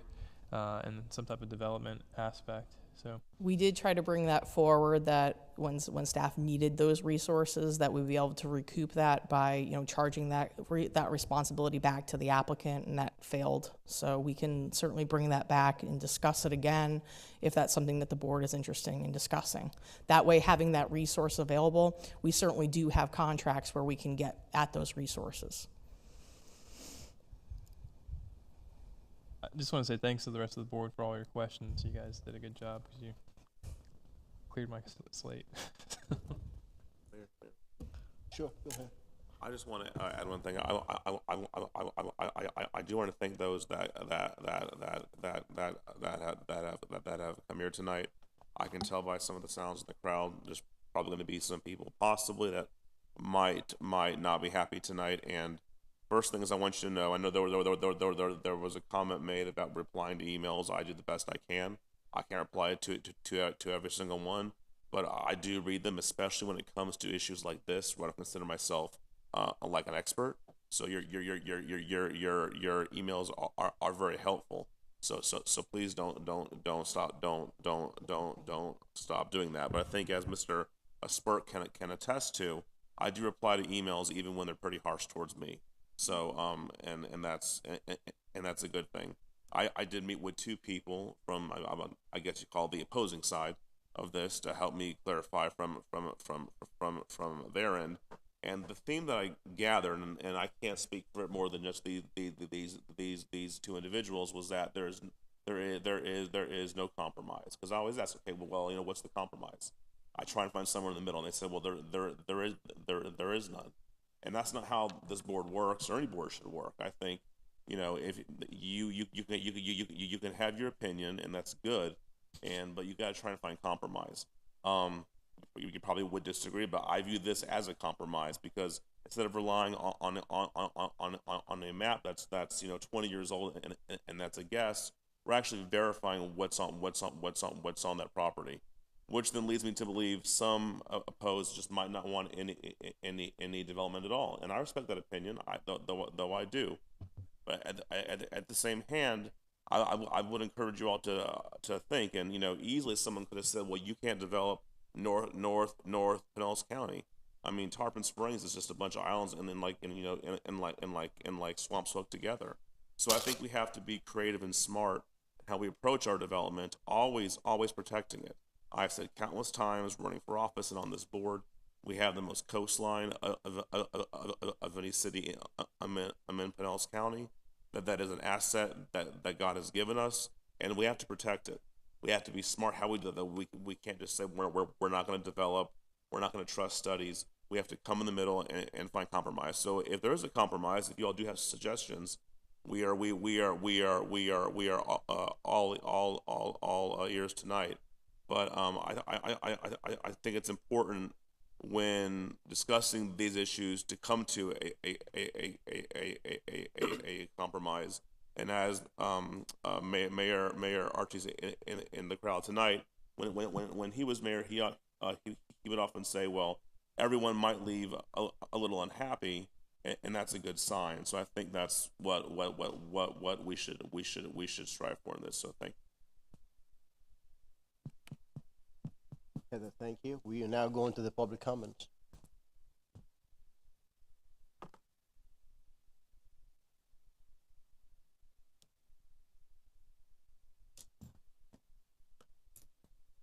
Anita Prost, 901 Bayshore Drive. I want to clarify some things that have been talked about in the city, like when Wawa wanted to come in here.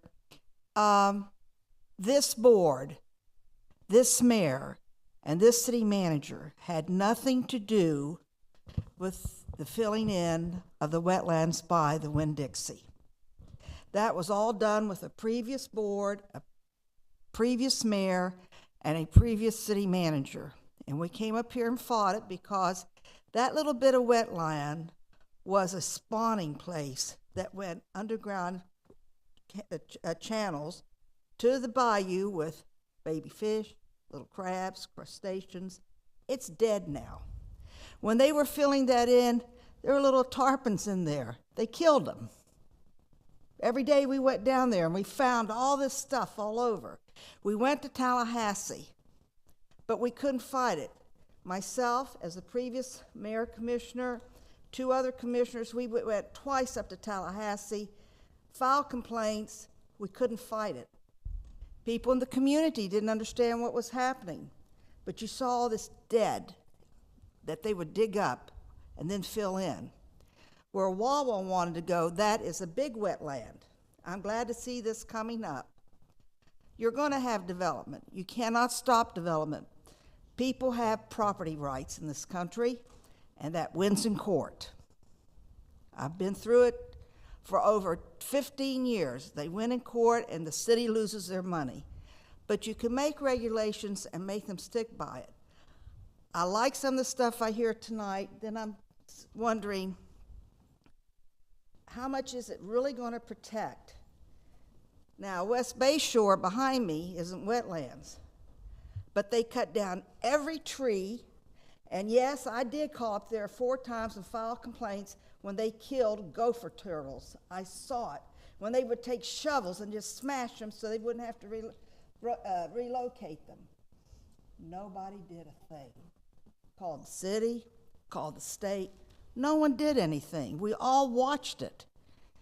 So you can't tie the hands of the developer too much because you're taking their rights away, yet you have to protect your community. And the biggest piece I think we have right now to take care of and protect is the corner of Mears and Alternate 19 where Wawa wanted to go. That is a very delicate environmental issue on wetlands. That's why it has never been developed in all these years. And I'm an old lady now, and I remember the alligators in there, little baby alligators, because we used to hunt them and bring them to school and put them in the teachers' top drawers of their desk. those days, it was the thing, that was our excitement. That's what we used to do. And you have to meet a balance. Now, what I want to know, I don't know whether to ask you or if Heather has to explain. If they come in, the wetlands at Wawa, that was changed too with that board that changed the environmental issue on the canal by Winn-Dixie. Is there any way that we can, what is the jurisdiction on the length of time on that permit that any land has in mitigation and they can develop on it? Can the city work harder to save the environmental on that piece of property? Because they're going to have a right to develop it, but we've got to protect what we've got there that goes into the bayou that feeds everything that's in there. We've already plugged up the hole to Lake Tarpon, so that's dead now. What do we do about that? Do you have the jurisdiction and the authority to take that wetlands permit away? It's been how many years now? I think 6, 7 years. Is there a time limit on those? I don't know. Things have changed so much. Can our planning department elaborate on that a little bit? Is there a time element on those permits for wetlands in communities like we have? If a developer doesn't start something within a year, that's it. Do we have a time limit? Does our attorney know? Because Tallahassee doesn't come down here to see what's going on. They don't know. Yeah. Is there a time element on these wetland permits that we can go after them to renegotiate? Does anybody know? Maybe Heather can tell us that. I would be glad to. Yes.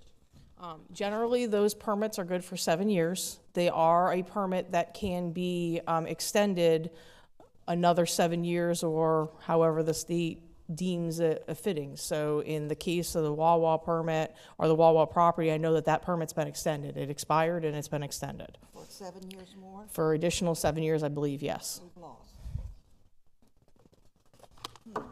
Okay, that's what I wanted to know, because when they developed that. Heather, do we know how big the property was? How many acres were? The Wawa property, it's just under 2. It's just either just over 2 or just under 2. Now the wetlands were not 2 acres, but they're portion of there. Well, what we're discussing today is 5 acres and above.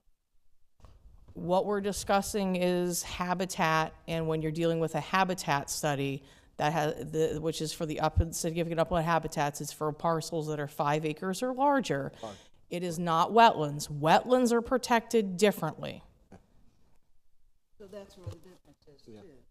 Well, I'm not a developer, but we live with development, and we need it.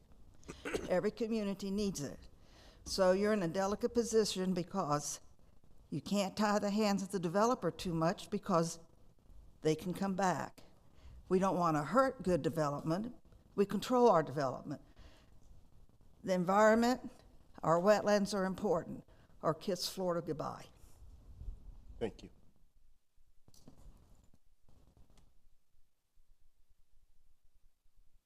Good evening. My name is Jeff Larson. I live at 1846 Lexington Place. Thank you for the opportunity to speak this evening. As this board is well aware, and as has already been brought up a couple times this evening, sometimes projects are brought before the board, and sometimes they're not very popular projects. But in reality, the board often has their hands tied when looking at these projects. The reality is that changes to the comp plan are what, pardon my pun, are what paved the way for some of these projects. So I think it's so important that we pay attention to every single word when we make changes to the comp plan. And so I did have a couple of concerns that I wanted to bring up. One of them is if you go to the very back page of the ordinance itself, this is on agenda item number 14, so the final page, which is page 3, I do have a concern or a question about the 5 acre figure. I'm just trying to get an understanding of where that figure came from. So if a piece of land was 4.5 acres, it wouldn't be relevant, I guess, according to that. So I think that's something that I'd like to get a better understanding of. Additionally, later in that same paragraph, it talks about whether or not the land is considered to be a significant upland habitat as determined by a qualified professional. And I know Heather talked a little bit about that, but I feel like there needs to be a tighter definition of what a qualified professional is. And I think that needs to be part of it needs to be part of it. It needs to be codified in there. If you go back 2 pages from there, page 1 of the ordinance itself, it says it is the intent through the implementing policies of this comprehensive plan to preserve areas identified as wetlands. And it used to say in their entirety, and that used to be there, and what's being removed has a line through it. So we have in their entirety with a line through it. And I know Heather mentioned that we have to take that out because that's not aligned with state law. But if you read the sentence, it says in the beginning, it is the intent through the implementing policies of the comprehensive plan to preserve the wetlands. Isn't that our intent? I mean, I think that's our intent. So if, in fact, it is our intent, I'm not sure why we would remove those 3 words in their entirety. Certainly that's our intent, to preserve wetlands wherever possible. I believe it is, and I believe it's the board's intent, so I think that should stay in there. Finally, the other thing I wanted to talk about is, if you look at the purpose of this amendment, purpose number 4, and Heather spoke about it several times, is to align our comp plan with state law. And I just want to point out to you that the decision on whether or not to align our comp plan with state law is a policy decision for this board to make. It's not a staff decision. That is a policy decision of the elected officials.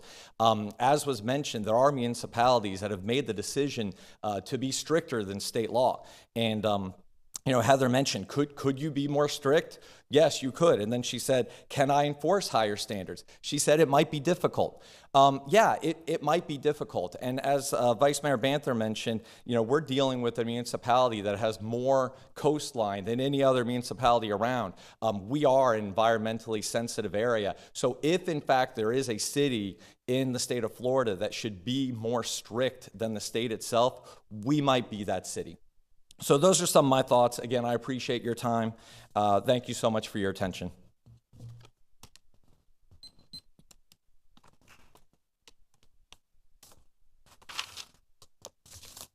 Good evening. I'm Laura Salisbury from 1410 Glendover Court.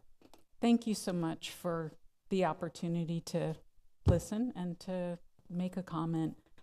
I feel like I'm struck on how, you're right, we have to look at development, we have to allow for development, but can we not dream just a tiny bit that these last scraps of environment, green space, they might not be chock filled with significant, rare, endangered species, but they're what we have in town.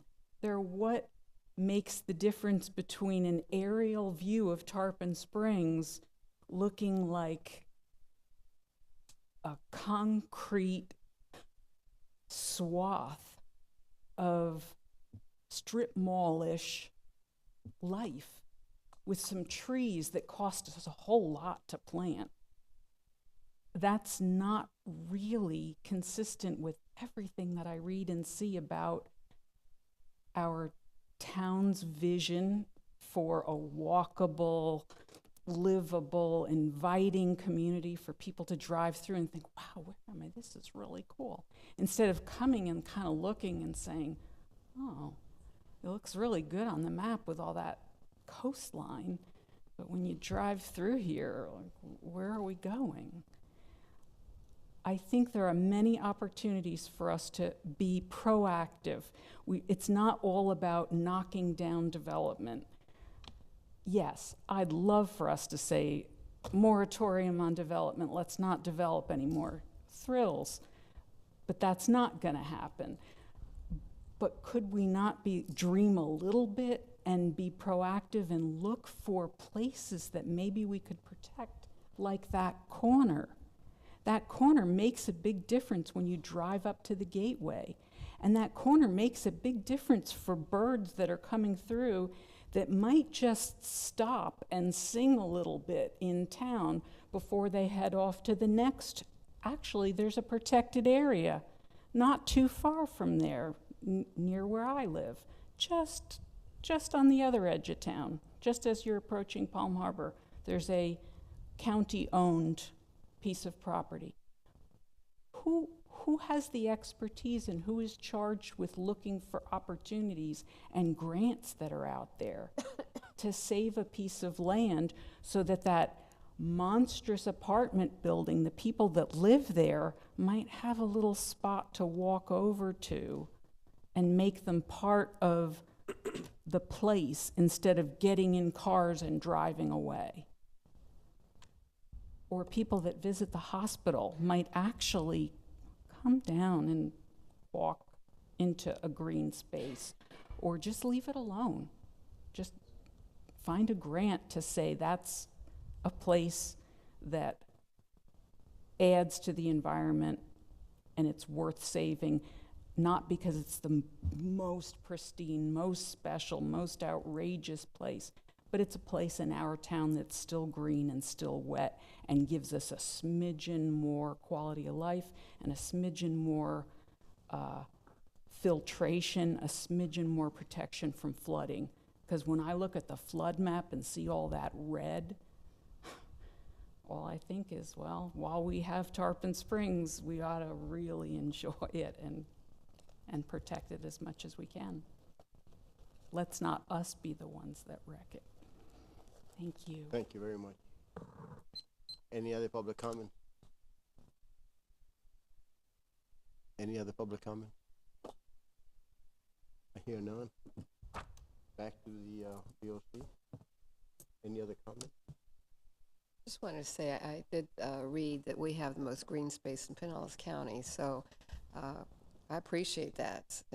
We need green space, but there has to be a balance with development, because if we have no development and no taxes coming in, what's going to happen to our city then? So I feel that either we raise taxes to not have development, or we have to try to have a balance between smart development and protecting the environment, and maybe be stricter, as somebody mentioned, and have qualified professionals. So I think those are things that we need to look at adding, but we can't stop development. That's just not possible. Heather, can I ask a question here? The last question that I had was, if we, the city of Tarpon Springs, can make it more restrictive than the state, and your answer was yes, but you have a tough time to enforce it? There's no guarantee that I'm going to be able to enforce those provisions. That's correct, if you're stricter than what the state allows.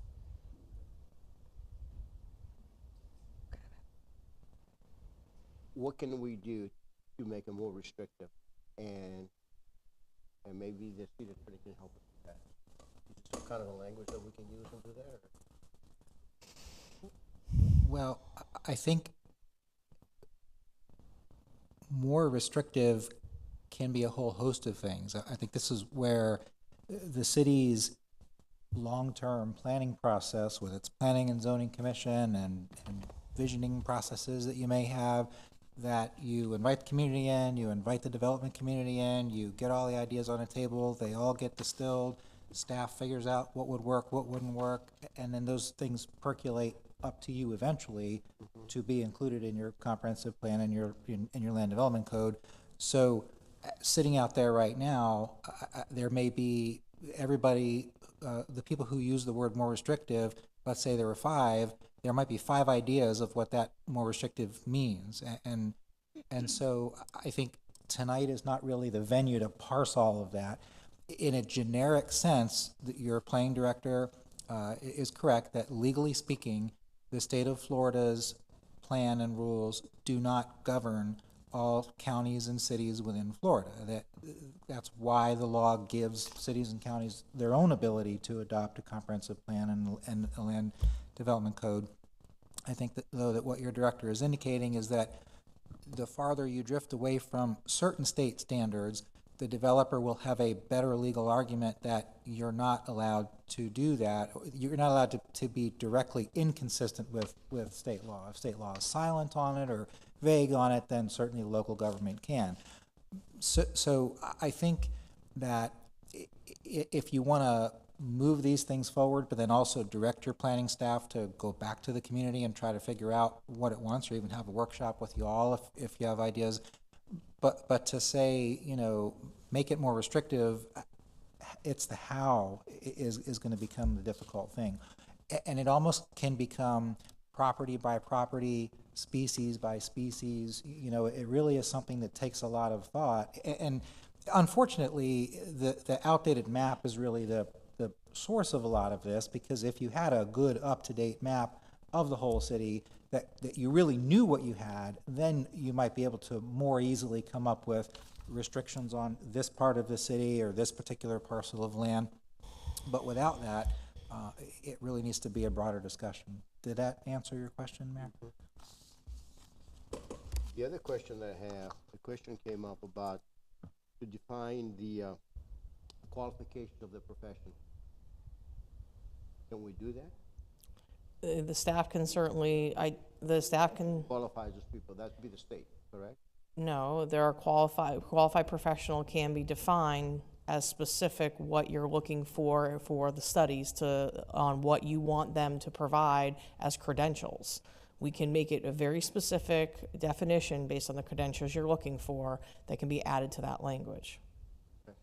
Yeah, and you can do things maybe between now and second reading by adding to the language in qualified in the judgment of the city, and that way it makes it very clear that your director will be making the decision.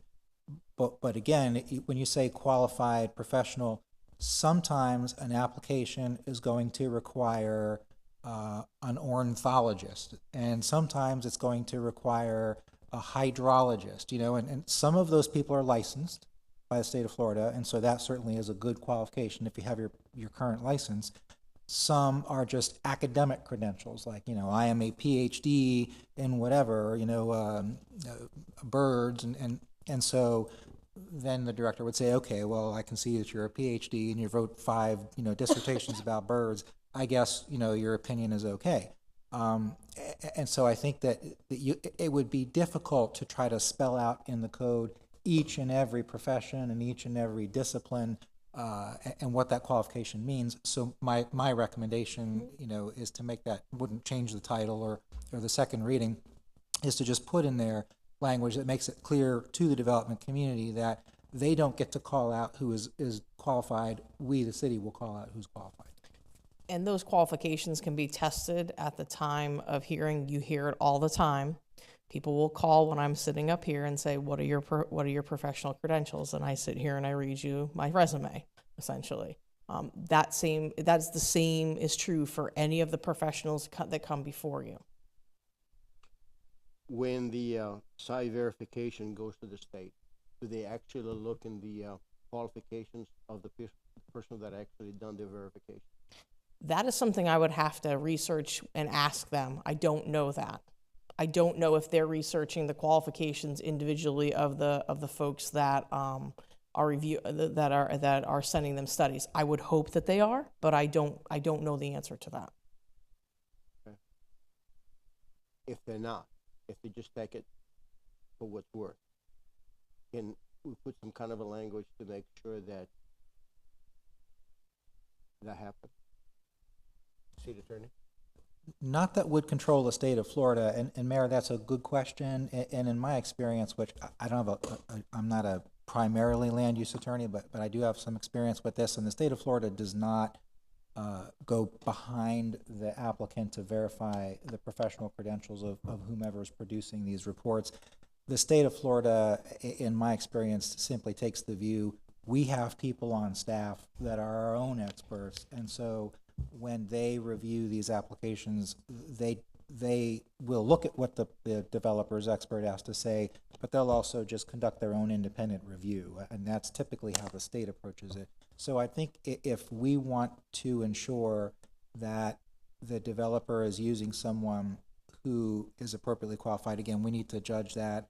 And again, the city needs to understand or have always as an option that if a development or if an application comes forward and staff, the administration feels this expert is sketchy, so forth, that even if you don't set a general policy that staff has the money to go out on the city's dime and hire somebody to check the stuff, that on a one-off, you can make a motion to say, this is too important of a project, too important of a piece of land. We're concerned that the report given by this developer's expert might not be up to snuff. So we authorize the administration for this particular project to go out and double check. And you can certainly lawfully do that. Good. I did, if I could, just before relinquishing the floor, I wanted to touch base on the issue that came up a few times about striking of the language and in its entirety, and the director sort of described it, but I think to sort of analogize it, having an 11-year-old is that if you have a policy that says you shall not eat chocolate chip cookies in their entirety, but then you have a rule of the house that says if you eat a chocolate chip cookie, you have to get on your scooter and go around the block 4 times to burn off the calorie. I think what this is trying to say is those are inconsistent with each other. Either you can't eat chocolate chip cookies, period, and if that's going to be the policy, you don't talk about mitigation, because mitigation by its very nature means that you are going to allow wetlands to go away. And when you talk about not losing wetlands in the city in its entirety, again, one of the mitigation opportunities is for mitigation to occur outside of the city. It's a less desirable thing. We want it to occur first on site, then in the city, and then outside of the city. But there could be situations where a particular application will lose some wetland, but the agreed upon resolution to that is outside of the city, that there will be mitigation that will mitigate that loss. And so I think that's, correct me if I'm wrong, Heather, but that's what you're trying to describe earlier, and that's why that language is coming out. That's correct. Good enough. Thank you. Any other questions? So to clarify, if this got approved this evening, between the first and the second reading, if anybody here has concerns or would like to see something different, they could sit with staff and maybe compromise a little bit. Is that correct? Yes, ma'am. The text of an ordinance certainly can be tweaked between first and second reading. That's part of why you have 2 readings, is because folks can come in and say, look, we've read this. We like 95%. We don't like 5%. And what the law will say is that as long as you don't change the ordinance so much that it really changes the title that's been advertised and thus right. is not fair, you can most certainly do it. And then just when you come back for second reading, you just read into the record what's new and let folks comment on that. But Heather, wouldn't that have to go back again to the state? It depends on how far we go.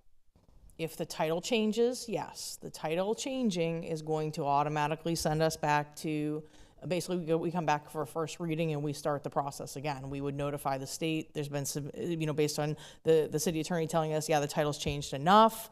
You need to go back out and advertise and for those changes, and we would then communicate with the state. We would essentially withdraw this application and move forward with whatever that modified ordinance and start the process again. So yes, that's correct. But I think unless depends. Unless Heather disagrees, that like the change we talked about the clarifying that the city will be allowed to be the one to determine who is qualified, that's not something that's going to trigger a whole new application. Agreed, because the qualified professional language is already in here, that we're looking at that as part of that, so the folks were on notice. What, the semantics of how we define that wasn't really discussed in the title. So it really depends on what the content changes. Anything else? Thank you. Vice Mayor, have anything else? Thanks, Mayor. Just a couple quick. I do support defining qualified personnel a little bit further, based on what the mayor asked. I did have a question about the 5 acres, and I think my understanding, based on our conversations, I should probably just let you answer this, but it sounds like that you had to have a study of the property and that the map doesn't apply. Am I right in saying that? It's based on really when we looked at the threshold on that map, it was the lowest end of the threshold on the map. Again, that's a broad brush map, and you're dealing with an issue where you're looking at habitat.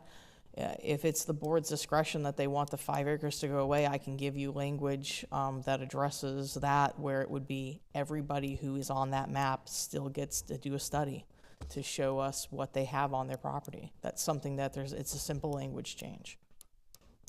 That would be at the discretion of the board if you want us to include that.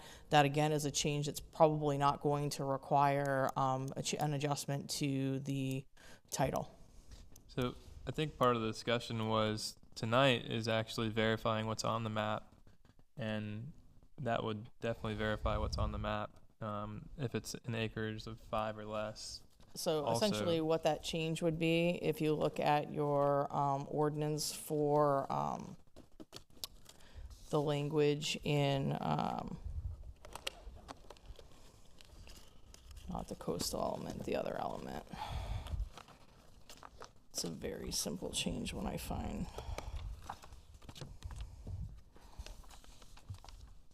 Essentially what you would do is you would take out contiguous area 5 acres or larger of high quality, and you would replace it with, for the purpose of this policy, significant upland habitat shall be defined as, and then you leave the habitat language in as there. So you just be taking out the words contiguous acres of 5 acres or larger of high quality. You can leave high quality in, or you can take high quality out. It's again at your discretion, but that's what the change would look like in that case. So can we just define what that would do to, like, let's say, a development of a property that's just going to put the standard of they need to have a study in also? Correct. It's basically going to change that threshold to there is no threshold, so anybody who's identified on that map, regardless of your acreage, is doing a study. Doesn't matter whether you're 5 acres, doesn't matter if you're 2 acres, doesn't matter if you're a quarter acre. If you have those identified habitats that are shown on Figure 19, you're doing the habitat study. I think that's a fair compromise from both sides. I have one other question too that kind of resounded to me when we discussed about mitigation purposes, and I think this is an area that we need to look at further. I believe Vice Mayor brought this up about areas of strengthening mitigation within the city limits. And I know the state sets the priorities of 1 through 3, and I know the state has the option, or has put the availability to eliminate invasive species that are on current wetlands to help the wetlands become more established or whatever. Productive, right? I believe the city code does have a ban on invasive species to being on properties to begin with. So that's a hard one for me to understand entirely, because if we're saying it's okay for someone to mitigate a wetland by removing invasive species maybe on a city property or on another private property where it's private partnership, but the code already says that it's illegal to have these invasive species on your property already. I may be getting into the weeds a little too far, but I think we need to look at that as well to make sure that is an area that. So the invasive species things comes up at development. Essentially, you need a development order to signal the requirement for those invasives to be removed from the property. So if you don't have a development order, if it's a vacant piece of property and there's nothing built on it, there is no development order. So in that case, when we're talking about a lot of these properties, we're talking about undeveloped properties. So there isn't necessarily the requirement to go out there and clear out all of those invasives. Would it be nice if everybody did that? Absolutely. If everybody could just maintain their vacant property, it would be great. But as you know tonight, you had a case that even developed properties don't get maintained. So theoretically, I'm on board with you, but the language that's in the land development code under the tree, and that's under the tree ordinance, the tree preservation and mitigation ordinance, is very limiting when you're dealing with invasive species, what you can actually do, and it's generated and struck in there as part of the development order process. So you got to have something on the property to justify that. I can't just go tell you because you have a vacant piece of property to maintain your property and remove the exotics. With the exception of there are some certain exotics at the state level that you can require. That's a different provision. That's not a local provision. I don't have any clarifying questions after that.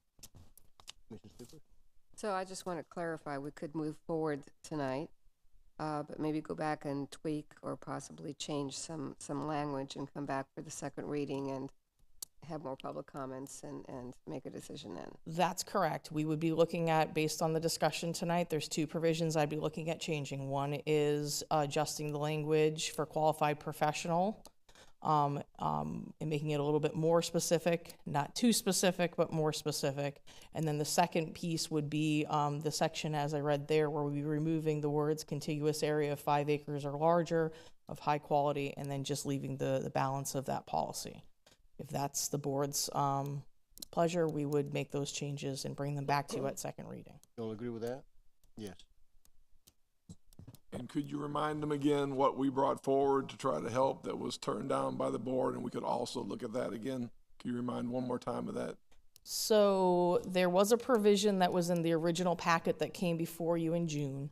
That original provision dealt with adjusting your preservation boundaries on your map at the administrative level to allow for development to move forward through the process when they're dealing with wetlands, because they know that they already have a state permit and they're going to be eliminating or filling those wetlands, or conversely, they're going to be protecting wetlands. There are some are times that happens, and that was at the administrative level, and you recommended that you did not want to pursue that. So that conversely is the other provision that was not included in this package.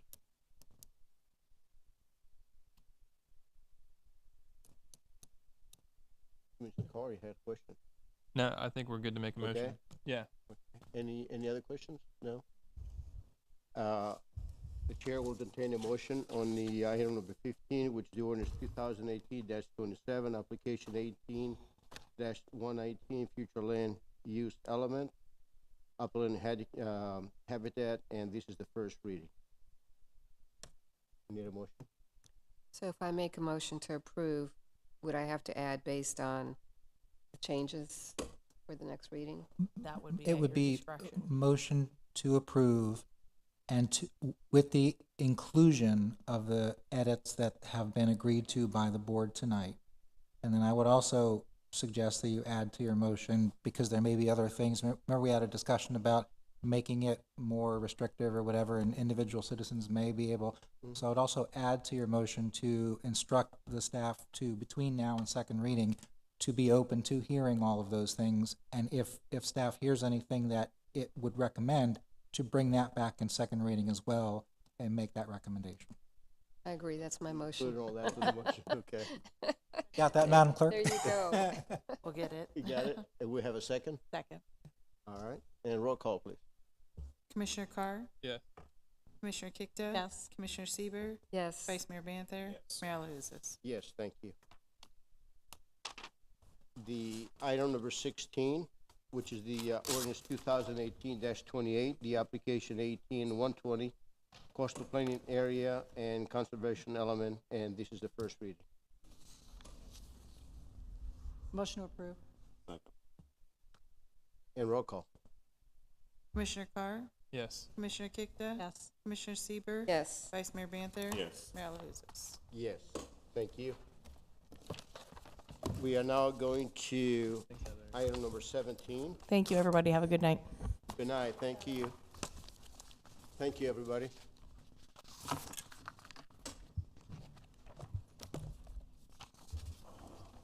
Mr. Mayor, item number 17 is ordinance number 2018-30, an ordinance of the City of Tarpon Springs, Florida, amending Chapter 2, Administration, Article 3, Pensions and Retirement, Division 1 generally, paragraphs 2-35, additional benefits for police officers of the Code of Ordinances of the City of Tarpon Springs, amending Section A, definitions, by amending the definitions of actuarial equivalent, credited service, effective date, and spouse, amending Section C, Board of Trustees, amending Section D, finances and fund management, amending Section O, maximum pension, amending Section BB, deferred retirement option plan, adding Section CC, supplemental benefit component for special benefits, Chapter 185, share plan, providing for codification, providing for severability of provisions, repealing all ordinances in conflict herewith, and providing an effective date. Ordinance 2018-30's legal advertising, its second reading will be held on January the 8th, 2019, and will be published in the Tampa Bay Times on December 21st, 2018. Mayor? Thank you. Staff report? Thank you, Coach. Thank you, Mayor. The revisions that are before you in this ordinance are intended to comply with recent changes to state and federal law. I had the opportunity to work with the pension board, their attorney, and our pension attorney up in Tallahassee to make these changes happen. I will tell you most of these changes are technical, but they have no actuarial impact to the city or to the pension plan. And again, it's essential that we get these changes done so we are compliant with state and federal law. The PBA has been kept apprised of this situation throughout, and they have absolutely no objections to it. This does not require any kind of collective bargaining because it doesn't have any impact on the bargaining unit. So this is the ordinance before you, and we're asking that you approve it. Thank you. Thank you.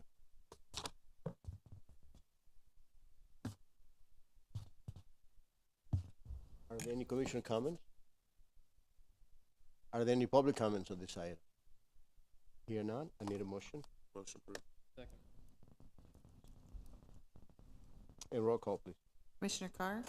Yes. Commissioner Kikta? Yes. Commissioner Severson, not here.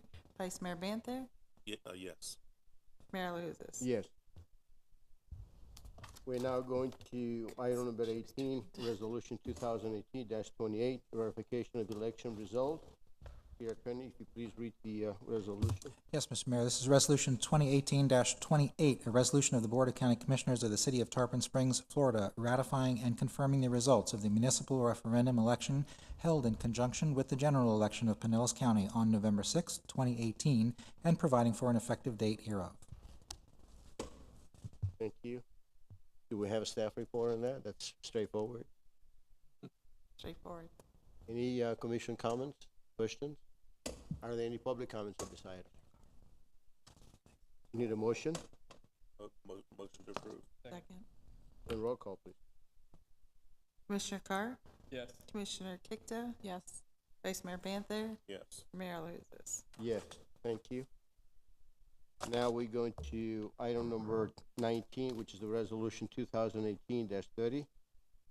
Please read the resolution. Yes, Mr. Mayor, this is resolution number 2018-30, a resolution of the Board of Commissioners of the City of Tarpon Springs, Florida, declaring its intent to place on the March 12, 2019 ballot for presentation to the electorate a referendum question of whether the Board of Commissioners of the City of Tarpon Springs shall be authorized to grant, pursuant to Section 3, Article 7 of the state constitution, ad valorem tax exemptions to new businesses and expansions of existing businesses that are expected to create new full-time jobs in the city, providing a ballot title and summary of the proposed referendum, providing for notice of the referendum election, providing for notice to the Department of State, providing for an effective date. Thank you. Karen Lemons, Economic Development Manager. We had a discussion item at the November 13th meeting on this agenda topic, so I'll just give a little bit of a background on that for you. The program was created by state statute, so a lot of the parameters are outlined in the statute. Essentially allows the city to grant exemptions on the city portion only of the taxes on the value of eligible improvements to real and tangible property for qualifying businesses. So the existing tax base is not affected, and the exemption does not apply to any other taxing district. So it works essentially like our CRA does. You continue to get the existing taxes, but the value of building improvements are exempted, and land is not eligible. The exemption can be for a period of up to 10 years, and it can be up to 100% of the value of the improvements, and that decision is made by the Board of Commissioners at the time that there is an application. Now, not every business is eligible, and again, the state statutes define which businesses are eligible, and it also gives a minimum job creation requirement. The eligible business types are manufacturing or qualified target industries, and the qualified target industries include aviation, defense, finance, information technology, business services, medical technology, and life science. And for those types of businesses, the minimum job creation is 10. Office is another eligible business. Any office would have to have a minimum of 50 employees. And then businesses that have greater than 50% of their sales tax as exports from out of state would have a job requirement of 25. And then the average wage of those jobs must be above the median average wage of the area. So these are looking for high wage employers and high wage jobs. So if this resolution tonight is adopted, what would happen is the question would be placed on the ballot for a referendum. If the referendum is approved, then we would come back and we would have the ability to offer the program. We first would have to put into place what the parameters would be, and that would be by ordinance. So then an ordinance would come back to you with the parameters of the program. Again, that's 2 readings for adoption. Once that is all taken care of, if we do have any businesses that come into the city or an existing business that wants to expand, they would have to apply. They would have to meet all the criteria, and then that application comes to you to make the decision on whether you want to approve an exemption or not approve an exemption, and for the length of time and the amount. So again, having this program gives us the ability to at least offer this, would help us to attract new businesses in the city. We're always looking to diversify our tax base and trying to get more manufacturing and more advanced and higher target employment to the area, especially in the North Anclote River area that we've been looking at, which is essentially likely where any of these types of businesses would locate to. And then also, we're trying to be competitive with our surrounding areas, Pinellas County, Hillsborough County, Largo, Pinellas Park, St. Petersburg, Tampa, all offer this program. Oldsmar is going through it now. They just recently adopted the resolution to put on the referendum for March. So if we would adopt this, there'd be 2 of our municipalities doing it at the same time, which could be a benefit for us. So with that, if you have any questions, I'm happy to answer them. Well, I want to thank you for bringing this forward, and I think it's our goal to attract large businesses and to create jobs. This is something we always want to do. I think this incentive is going to help to bring some good paid jobs over here in Tarpon Springs. I think it's a great thing, and I'm supporting it. Any commission comments? Commissioner Carr? Yeah, thanks, Karen, for bringing this forward. This is obviously what you've been brought in to do, is look at these type of options and how we are competitive to the other areas. So thank you for bringing this forward before us.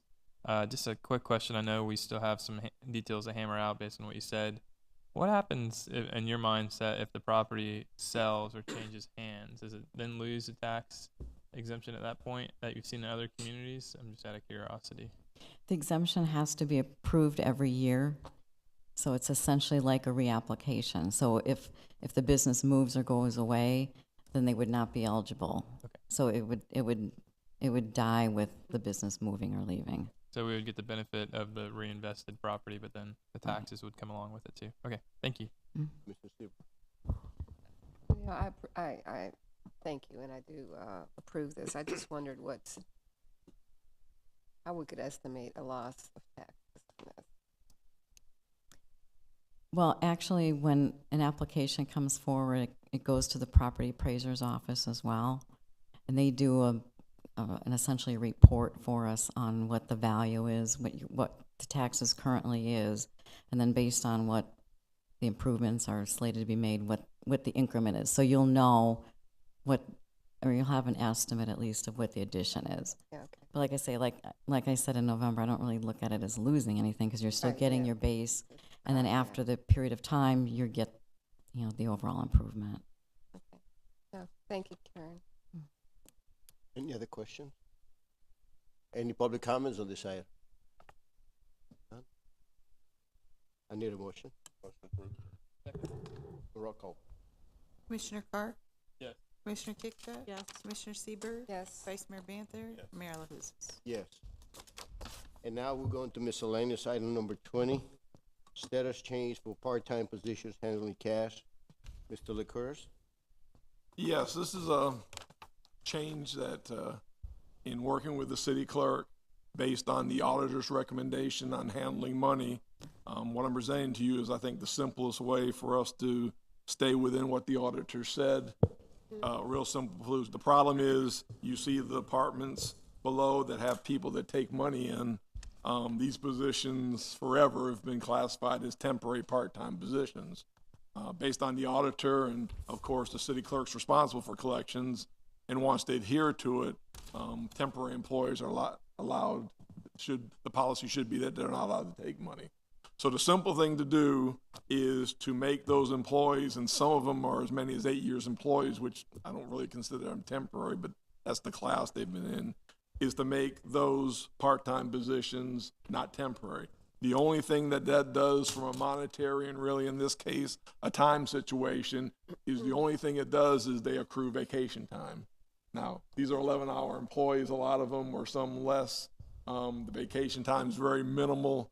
If you were to put a cost estimate to vacation time for all of these employees, it's just over $1,000, but it's really not a money thing. It's just they will get vacation time at the end. But this solves our problem. This puts in compliance with the auditor, and the city clerk as collections can abide by that, and we not have any temporary employees doing it. Many of these employees are 8, 4, 3-year employees and stuff. So again, simply by you approving this and changing them from temporary to part-time, with knowing the fact that the only thing that changes with them is they accrue vacation time based on their hours, that's the best solution to stay within the policy and collect money. Do the part-time employees have benefits? Like No. medical- No? Only No? thing they get is Just the vacation? just vacation time. Okay. So that's in essence the cost of it is them accruing. But you would argue some employees, they probably should. So that would be the only difference. There'd be no other cost benefit. And if we couldn't do it, and we had to get full-time employees to come in, which maybe on overtime, it's going to cost money. It costs more. So the city clerk and we believe this is the best, simplest, easiest way to do it, and only affects 7 employees. Okay.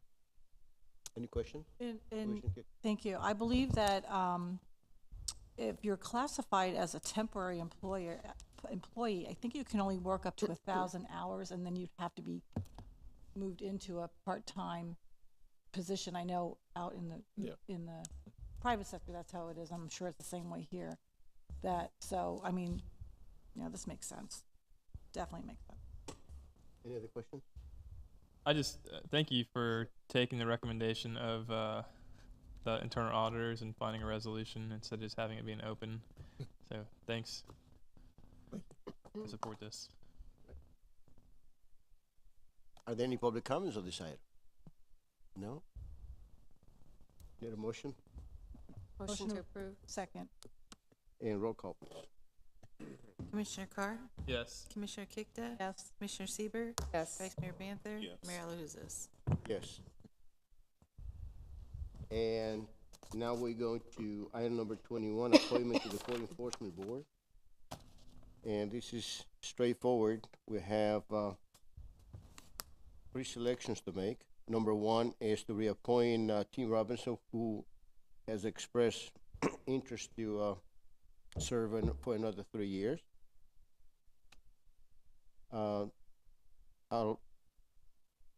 Everybody's in favor with that? Number 1? Yes. Okay. Number 2 is to appoint a person from the list to fill the vacant seat for Ms. Archer, that her term has expired. So, and number 3 is to appoint alternate 1 position and alternate 2. So let's do the appointment of number 2 to fill the vacant position for, of Miss Archer. And that term will expire November 1st, 2021. Vice Mayor? For number 2, I would pick Carl Demotises. He was on of all the Citizens Academy graduates, he's the senior one, not in age, but in academies, and he has a call. Okay. Commissioner Kikta? I would agree, Carl. I'm not going to pronounce his last name. I'm sure Dematsis. Commissioner Sieber? I agree with Mr. Dematsis. Seems to have quite a bit of experience and, of course, Citizens Academy graduate, so I agree. Commissioner Carr? That's who I had put down. Okay. I also agree with Carl. I think he's a very knowledgeable person. Let's do the number 3, appoint for the alternate 1 position.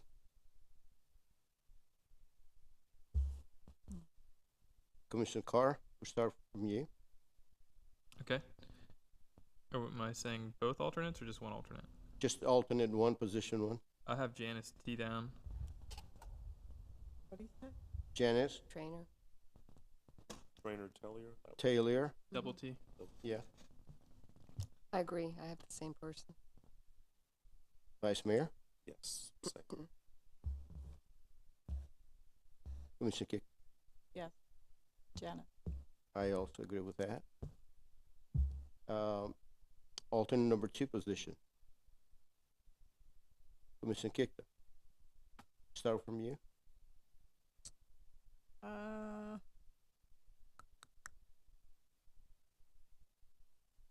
Wanda. Wanda. Okay. Vice Mayor Panther? Same. Huh? Same. Commissioner Carr? I have Wanda down also.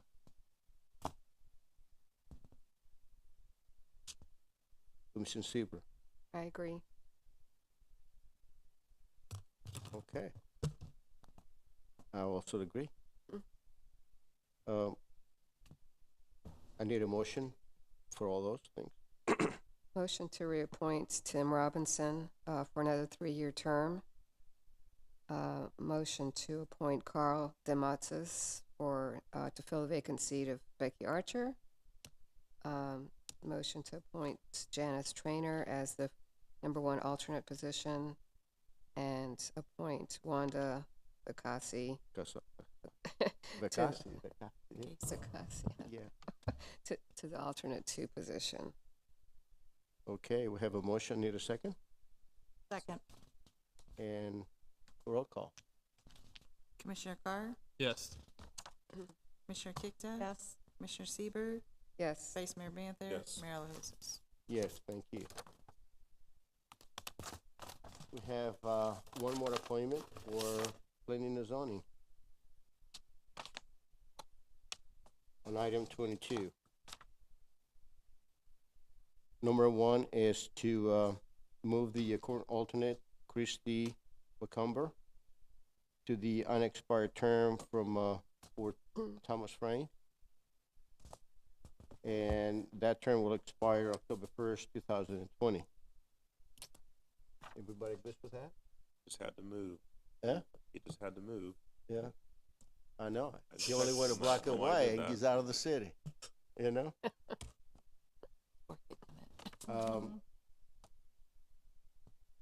Appointment number 2 is to fill the unexpired term of Townsend Terrapini, regular member. This term will expire October 1st, 2019, and we need to select someone from the list.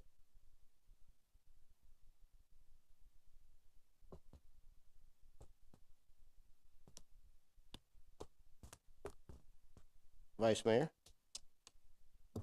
I'll select somebody, but and it's not that these applicants aren't qualified. They're qualified, but their backgrounds don't all yield to this board. But I guess that's been our battle from day one with this board. So I don't think I thought about offering to defer 2 and 3, but I don't think it's going to change anything. So I think we should vote tonight with who we have. So for number 2, I would appoint again. I usually always go with Citizens Academy, but I'm reviewing backgrounds and tenures. I would go with David Petrantoni. Yeah, Petrantoni.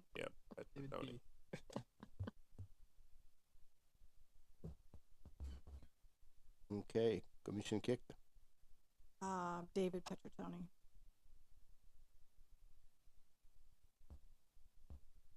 Commissioner Sieber. David, for me too. Commissioner Carr. Yes, I agree. Okay. I also agree. Number 3 is to appoint to fill the unexpired term for Christy McCumber. To the alternate term expires October 1st, 2019. I'd like to see Melissa Vigil. She is very, very sharp young lady.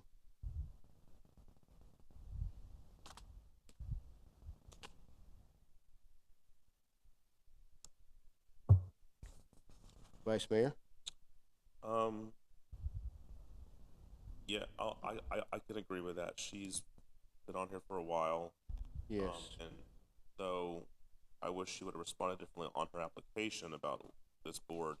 She has a degree in finance. She served on like a Spongers type board. So I would feel comfortable with her in that position. Okay. Commissioner Kick.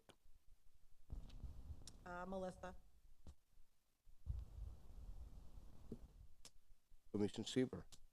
Well, actually, her number 1 choice was Parks and Recreation, number 2, Budget Advisory, and number 3, Planning and Zoning. So that's why I thought Joanne Raish might be better in this What, seat. Joanne? Okay. Joanne Raish. Commissioner Carr? I'm kind of leaning towards Commissioner Sieber in this situation. I would like clarification. Maybe the city clerk could help me out with this. My understanding is that the Budget Advisory Board is going to be having some vacancies coming up relatively soon. Melissa has a finance degree, which I cherish because but the Budget Advisor, they meet during the day, and she's working.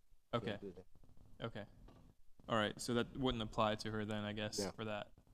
She put it down as one of Mayor, have you talked to her? For that, but she can't. Have you talked to her? Yes. Okay. She's got it down as one of her Yeah. choices. Okay. She didn't know that they meet during the day.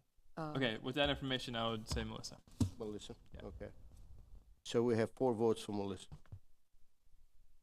I need a motion. Motion to appoint. Are we doing 2 and 3? Or Well, let's 2 do and all 2. 3 because, motion. Okay. So do all 3, Mayor. yes, please. A motion to appoint the alternate Christy McCumber. McCumber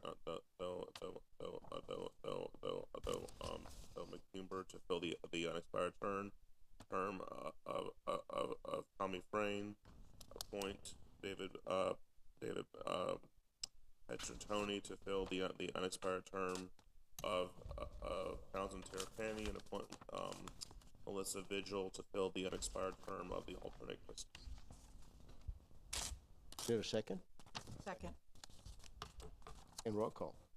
Commissioner Carr? Yes. Commissioner Kikta? Yes. Commissioner Sieber, Yes. Vice Mayor Banther? Yes. Mayor LaHousas? Yes, thank you. Well, that concludes the regular session agenda, and we're going to go to staff comments. Melissa, No comments, Mayor. Thank you. City Attorney, thank you for serving with us tonight. It was my pleasure. I hope I did a good job. Thank you. You sure did. Mark Lickers? I sent you an email today to remind you about the site we've created for early agenda items to look at. I'd encourage you to look at a couple things that are on there now. Obviously, we have a very short turnaround because we got a meeting next week. We've got some items already that need some attention. There's one other that's coming that I want to thank the city attorney's office for rushing on. We have the opportunity to get donated to us a piece of land. It's a piece of land on US 19. It was part of the original Walmart plan, and it's an environmental piece that it started in code enforcement because the homeless were setting up a habitat on it. The people who had the property took care of the problem, but it's a piece of land they've held since Walmart didn't happen. Our building director was talking to him and talking about some issues of the piece of land and made the mention of, well, why don't you just donate it to the city? And he has looked at it. It's a great environmental piece of land to hold, not only for now, but if the Walmart piece develops, it adjoins some other land that we may be asking for to preserve. So we're rushing because one of the conditions is they want it for their taxes this year, and the city attorney has done a fantastic job of really rushing, trying to get this agreement so I can get it to you the 13th, so we can do it and go forward with this land. So as soon as we get that settled in the next day or so, that will go up there and on land. But again, we have a time frame because we've only got 1 week before a meeting, and we're trying to get that done. So I encourage you to look at those items, since there's some items that you need to do some reading on, and we're trying to get them up as early as possible for you to see on that site. And then let me know as we go down the road if this site works, to get those items to you early. We're at your convenience anytime. You can go to them, and we're going to try to get the agenda items on them. Remember, some of them may be in draft form, so they may change by the time you see them. But especially items that you need more time to read and maybe study on, we're going to try to get at least the drafts up there so you can see. And then, we'll may modify it a little bit for the final agenda. And you got that on our website, right? Yes, I sent you the links and stuff for you to go to. Thank you. Madam City Clerk? Okay. No? Vice Mayor Panther? Thank you. I want to say congrats to Townsend Terrafini for getting reelected unopposed. So he'll be taking my seat, obviously, in April. I think I've told the city manager I won't be at the March 26th meeting, but nothing going on anyway. Just as far as the art committee we had today, I really do think we need I don't know if there is one, but some kind of a venue or something where we can give feedback. Because I know it's not this way, and we have the final say here. It seems so critical when they come here, and because I know it's art and it's sensitive, and I'm the least qualified on this board to discuss art, but we need to figure out some way to communicate with them more before they come here, because I feel like they leave like the press. And they're an advisory board. I mean, we put them in that position to advise us on art. So, but it's not like we reject budget advisory. We reject planning and zoning. Well, I guess we do sometimes for them. But I just think we need some way, because what we're doing here is not bad. That's our job to say no, go back and do this. But some way where we can finesse a little more, so we don't have the ladies leaving with their heads down. I don't know what that answer is, but something we can give them feedback in some way that's legal prior to the meeting or something. Maybe have them come back more often. They maybe come twice a year. I don't know, but something just to have more of a positive relationship. Or if we have a workshop and listen, I got 6 meetings left, Mayor. I'm not. Don't need another workshop. Can I respond to that? Sure. We do get notifications of when their meetings are, and I have gone to several of their meetings, and that's how I have this book. And I had recommended the simpler Pebbles, which wouldn't cost as much money before. So that's an option, is going to their meetings and getting involved. The only other option is that they contact us and sit down with each one of us. We do that with others, so. Right. You just want to be careful when you talk about that it doesn't turn into a polling of the board, which would be a sunshine issue. Mm-hmm. It's better.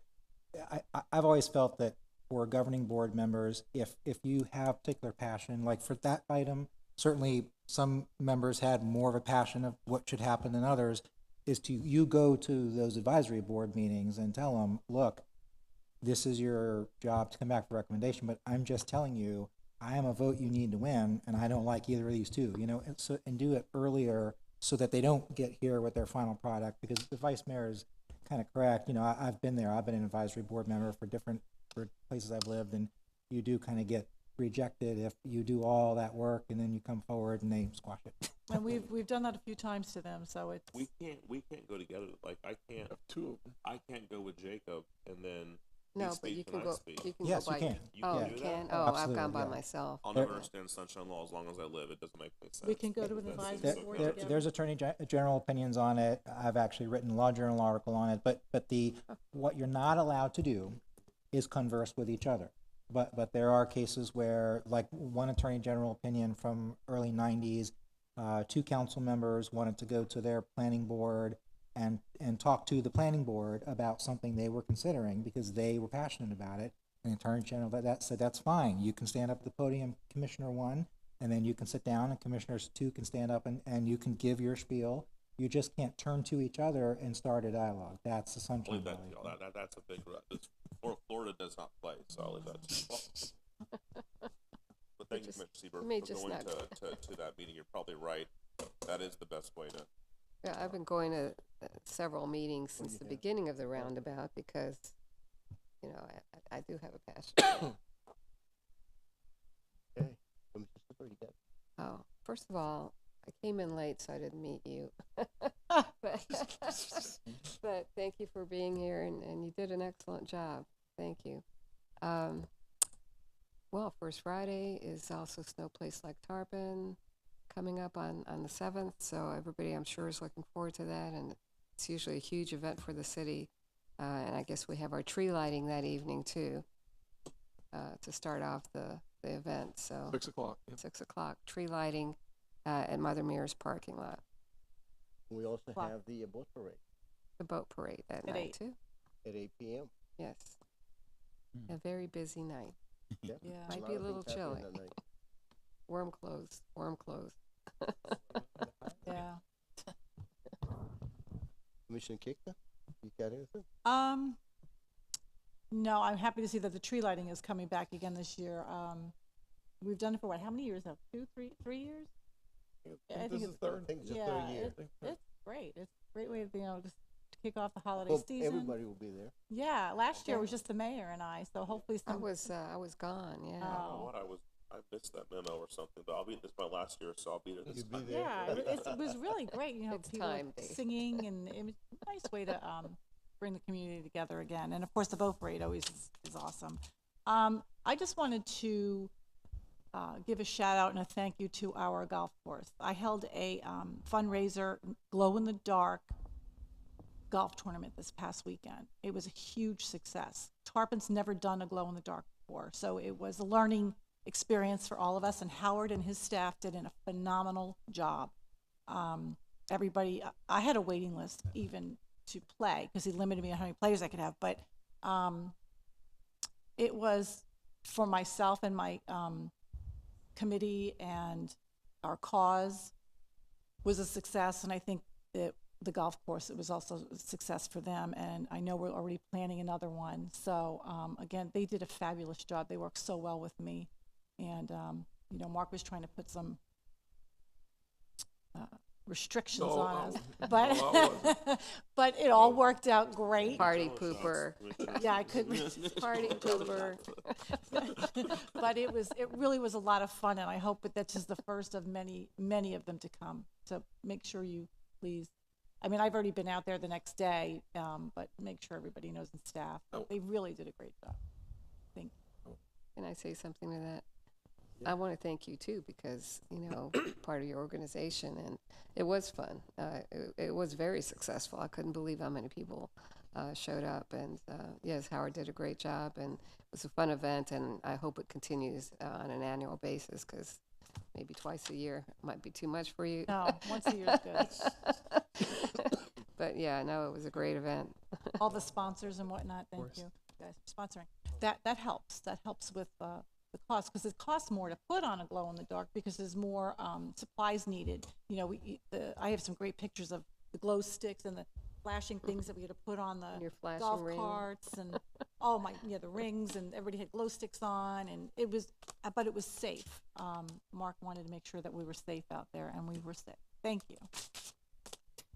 Mr. Carr. Thank you, Mayor. Just a couple comments. First, I want to thank the staff and the city manager. I know there's a lot that goes into these meetings, and then obviously running a city on a day-to-day basis.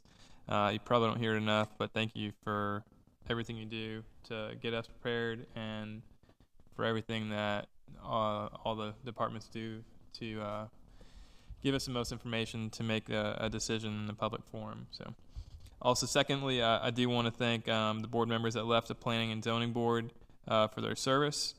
This is a volunteer board, and they don't get paid, but they do volunteer their time. So we really appreciate you volunteering. Sorry to see you leave. Secondly, I want to thank all the board members of our volunteer staffs.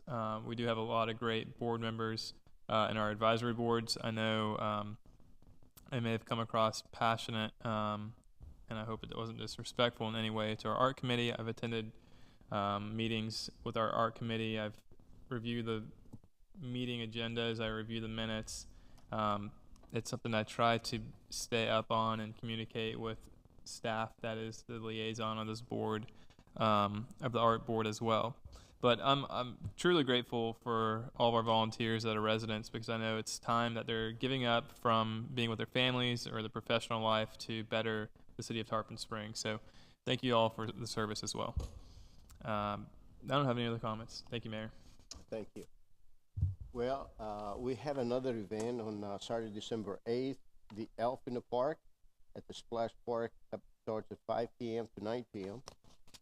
It's going to be nighttime, huh? That's great. Drive-in movie. Yeah. Also like to congratulate Townsend Terrapini for being opposed. He's going to be our next commissioner. And also like to thank the city staff, the PSTA, and the Florida Hospital for working so hard to create the Transportation for Seniors program today. And it was a happy day for us. So with that, Mayor, at the risk of keeping you here just a few more minutes. Sure. The commissioners, you will recall that one of the folks who spoke at the public forum was a lawyer for the Annis Point folks, and I'm sure that y'all are aware of the dispute and so forth. And I wanted to know, I'm the lawyer in the office that's handling that. I wanted to get a sense from you all, which you can't really do unless we're in the sunshine. There's really two choices that I think that the city has here. We can either pursue the statutory process, which would entail appointing a special master, which they've asked for a retired judge to serve in that role, and have testimony and so on and so forth about what the city did and why it did it, and what the Board of Adjustment did and why it did it. And then ultimately that gets distilled down into a sort of a report / order from the special master, even though it's a weird statute. It says, it calls it a special master, but it really says that it's to be treated like a mediation, and the intent is to get the parties to figure out if they can work things out. In speaking with your administration's pretty solid that they don't see that there needs to be a compromise. The ordinance reads the way it reads, that you got to build the sidewalks. The Board of Adjustment turned them down. But as you all know, there are prominent folks in that community, and they're not wanting to give up. And so we either move forward with the statutory process, or the other suggestion is to put this item on a future agenda and come back and sort of have the administration, because you've only really heard their side of things, and there is a whole other side of things, and sort of make a decision of what y'all feel. So I wanted to get a sense from you, do you care one way or the other how that's handled? if we do the special masters, the mediation, is that costed in the city? Attorney fees, yeah, because it's like getting ready for a trial, and so I would have to get your planning staff, and the special master has subpoena power, and so he or she can subpoena people in. The hearing may last a day, maybe 2 days, so it's not a huge cost, but it's an expense. You'd have to pay our hourly fees. There is no winning or losing, so for instance, if the special master were to rule that he feels or she feels that the city created an unreasonable imposition upon the landowners, meaning that they quote unquote won that opinion, we wouldn't pay for their lawyer fees. It's each side bears their own lawyer fees kind of situation. But then that would create that would come back to you all anyway. I mean, I guess my point is it's going to come back to you all through either process. Do you want the special master to develop an opinion first, or do you just want to hear from both sides at an upcoming meeting and y'all figure out what you might And want just to to do? be clear on staff's position is this is blatant end around of our charter. The charter specifically states that the appeal of a Board of Adjustment opinion is to the court system. Anybody in this circumstance can bypass. You might as well change your charter and say, come to the board at this, because this is what every attempt will be. They'll attempt to say they're going to court and then want to settle it and meet with y'all. And in essence, you're deciding to overrule. So my objection is nothing else than that's not what the charter laid out to do and to happen.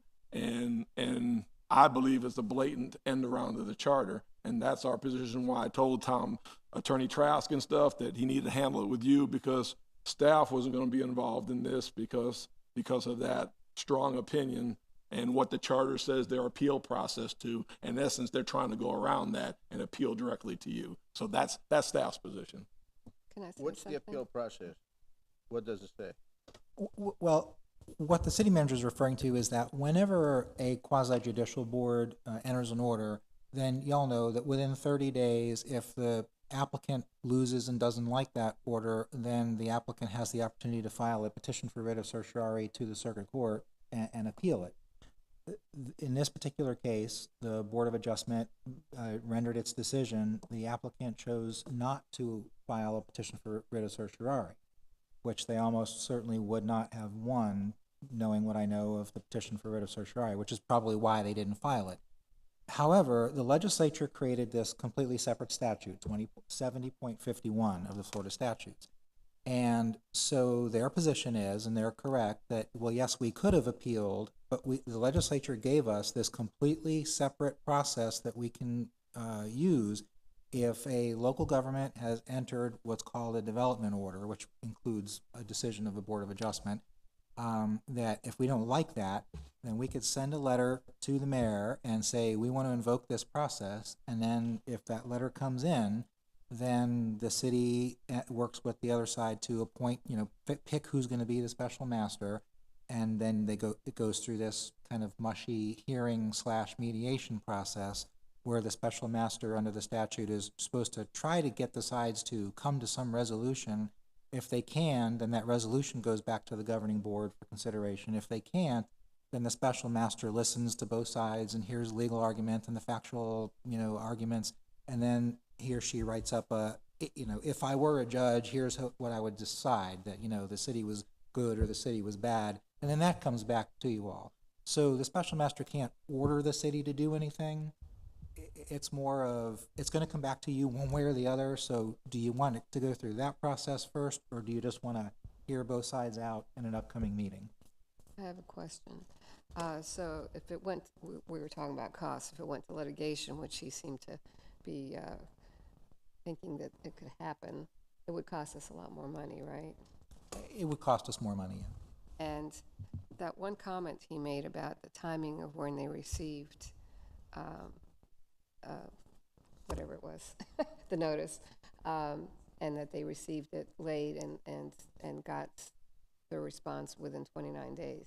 I was curious about that. The issue there is that the Board of Adjustment took its vote in August, and the mayor didn't get his letter until November 13th, I think. And so when we looked at that, we said, well, the statute says you got to send it in within 30 days.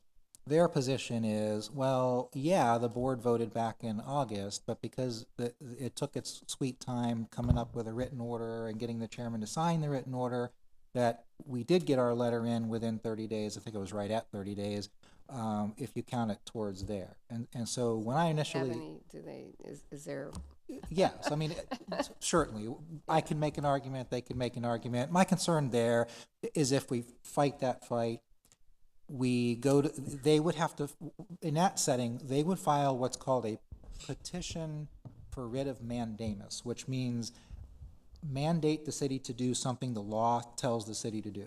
And so then we would come in and say, well, the law doesn't tell us to do that because you're too late, you know, and so then maybe the circuit judge agrees with us, maybe the circuit judge agrees with them. They've got good argument, they've got good authority, so they may well win. So now we've paid attorney fees to fight that fight, and if we lose that fight, now we're just gonna have to do the special master process anyway. So, you know, my recommendation is not to fight that fight, but I think they're open to putting that special master process aside if y'all are interested in hearing from both parties just at an upcoming meeting. Then it would be our decision. It's gonna be your decision anyway. Once we decide, is that final? Yes. This is it? Yes, that's it. I mean, it doesn't go any. The statute does not provide for any further relief once you decide. What I had recommended to Mr. Traus was that this discussion right now and this item be put on the December 11th meeting to discuss what you wanted to do. That's what I had recommended him instead of at the after comment thing. So, I mean, this may be something you need to think about and talk with them before and put the actual item on the 13th to decide what you want to do.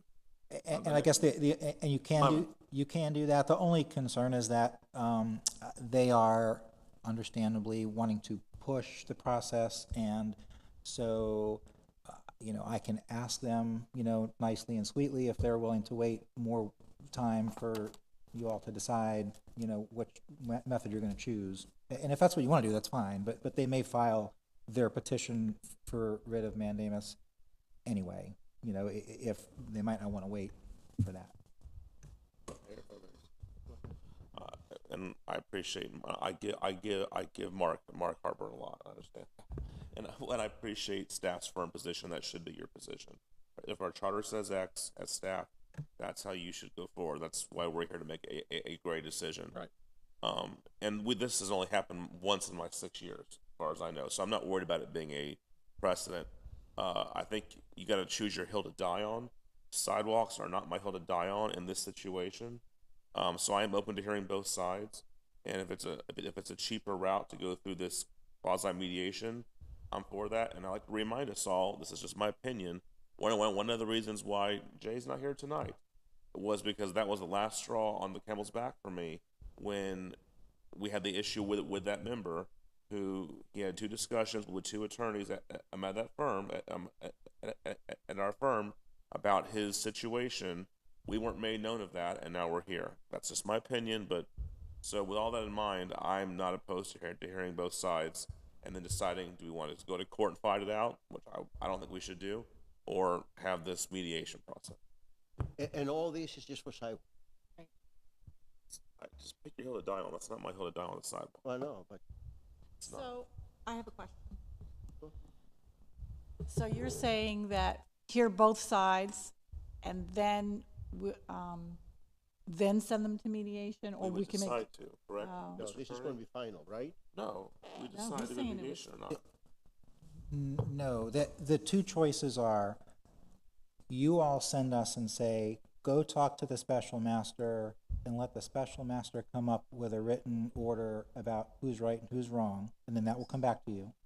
Or you can say, set this for an upcoming commission meeting, and we want to hear from staff, and we want to hear from the losing applicant, and then we'll figure out who wins. And that's within our purview to do that? Yes. What's the state statute say, though, the steps that would be appropriate in this situation? Well, again, Since that's what we're going under, right? They would have to agree to forego the special master process to just come in and present before you. But if they didn't, if they said, no, we just want to go to that special master, which they're going to pay attorney fees too, so I would imagine that they, you know, if that was an opportunity, they might want to say, okay, we'll hold off on that till we see what the commission says. But if they, let's just game it out. If you go the route of saying, just both of you come back next meeting or the following, an upcoming meeting, and make presentations to us, and then we'll figure it out. Then the commission says, well, we just want to, we're not going to upset the apple cart. The Board of Adjustment ruled the way it ruled, and we're going to uphold the city's insistence that you build these sidewalks in front of these 8 houses. they are still going to try to make an argument that, well, we still get to go to the special master because we never went to the special master. I mean, to me, if that's what the statute guidelines are and that's what the statutes are going after, that would mean the logical sense to go that route first before it comes back to the commission. And I think it also might be helpful if you went that route, because then you're going to get a neutral special magistrate that hears all of that, and you all don't necessarily have to pick a winner, here in almost turning it into a trial. And that's the whole point why the charter and why you did the charter, to take the board of commissioners out of those type decisions. Sure. So that's what you're not, okay, so I misunderstood you then. So you're not opposed to the magistrate part? No. Oh, you're opposed to them coming here and having people's court? Well, That's what it's gonna be. I'm not opposed to that either. That's what it's gonna be. They wanted staff, and I'm sure you've heard from some of them behind the scenes, Mark won't negotiate and do it. And my position is staff is not in a position to negotiate this thing. This would be something Tom Trask would bring to the commission to decide. Are you going to hear it like that? Which, it's your decision. I still think it's putting you in the position that the charter took you out of, but it would be your decision. The whole thing was staff should not be involved, and that was one of their contentions. But we sent this in to mediate, to handle the thing, and staff won't talk to us. Well, staff is not going to negotiate to bypass the condition of the board. That's your purview, and all I said was need to be sent to you to decide what you do. But I'm just saying other people will see this and say, why go through this? We'll go through this. We won't file in 30 days because we're probably going to lose. We'll just wait, and you all will be hearing all of those cases. That's why I don't want to set up for you. Not going to play. It's like Unless you that do. carport we Yeah. did. That was ridiculous. Yeah, right. Yeah. I would agree that they go to the magistrate I first. misunderstood. And then I it support comes the back magistrate to option. us. Yeah, that's what I was saying. Yeah. Yeah, we don't want to be put But in with that that consensus, then we'll do that process. Thank you. Mayor. You. Oh, I don't know. I was making sure that was clear. okay. Yes, thank you. Yeah, I agree with Full that. score Maybe I'll go here. to the, That's what it special was. master. Ridiculous. You've really made your presence known. Yes. on your first time, so. Yes, Okay, Mayor. Thanks for being here. That's it. you explained Well- it very well. That concludes the regular session, and it's adjourned at 10:15 p.m. Good night, everybody. Don't.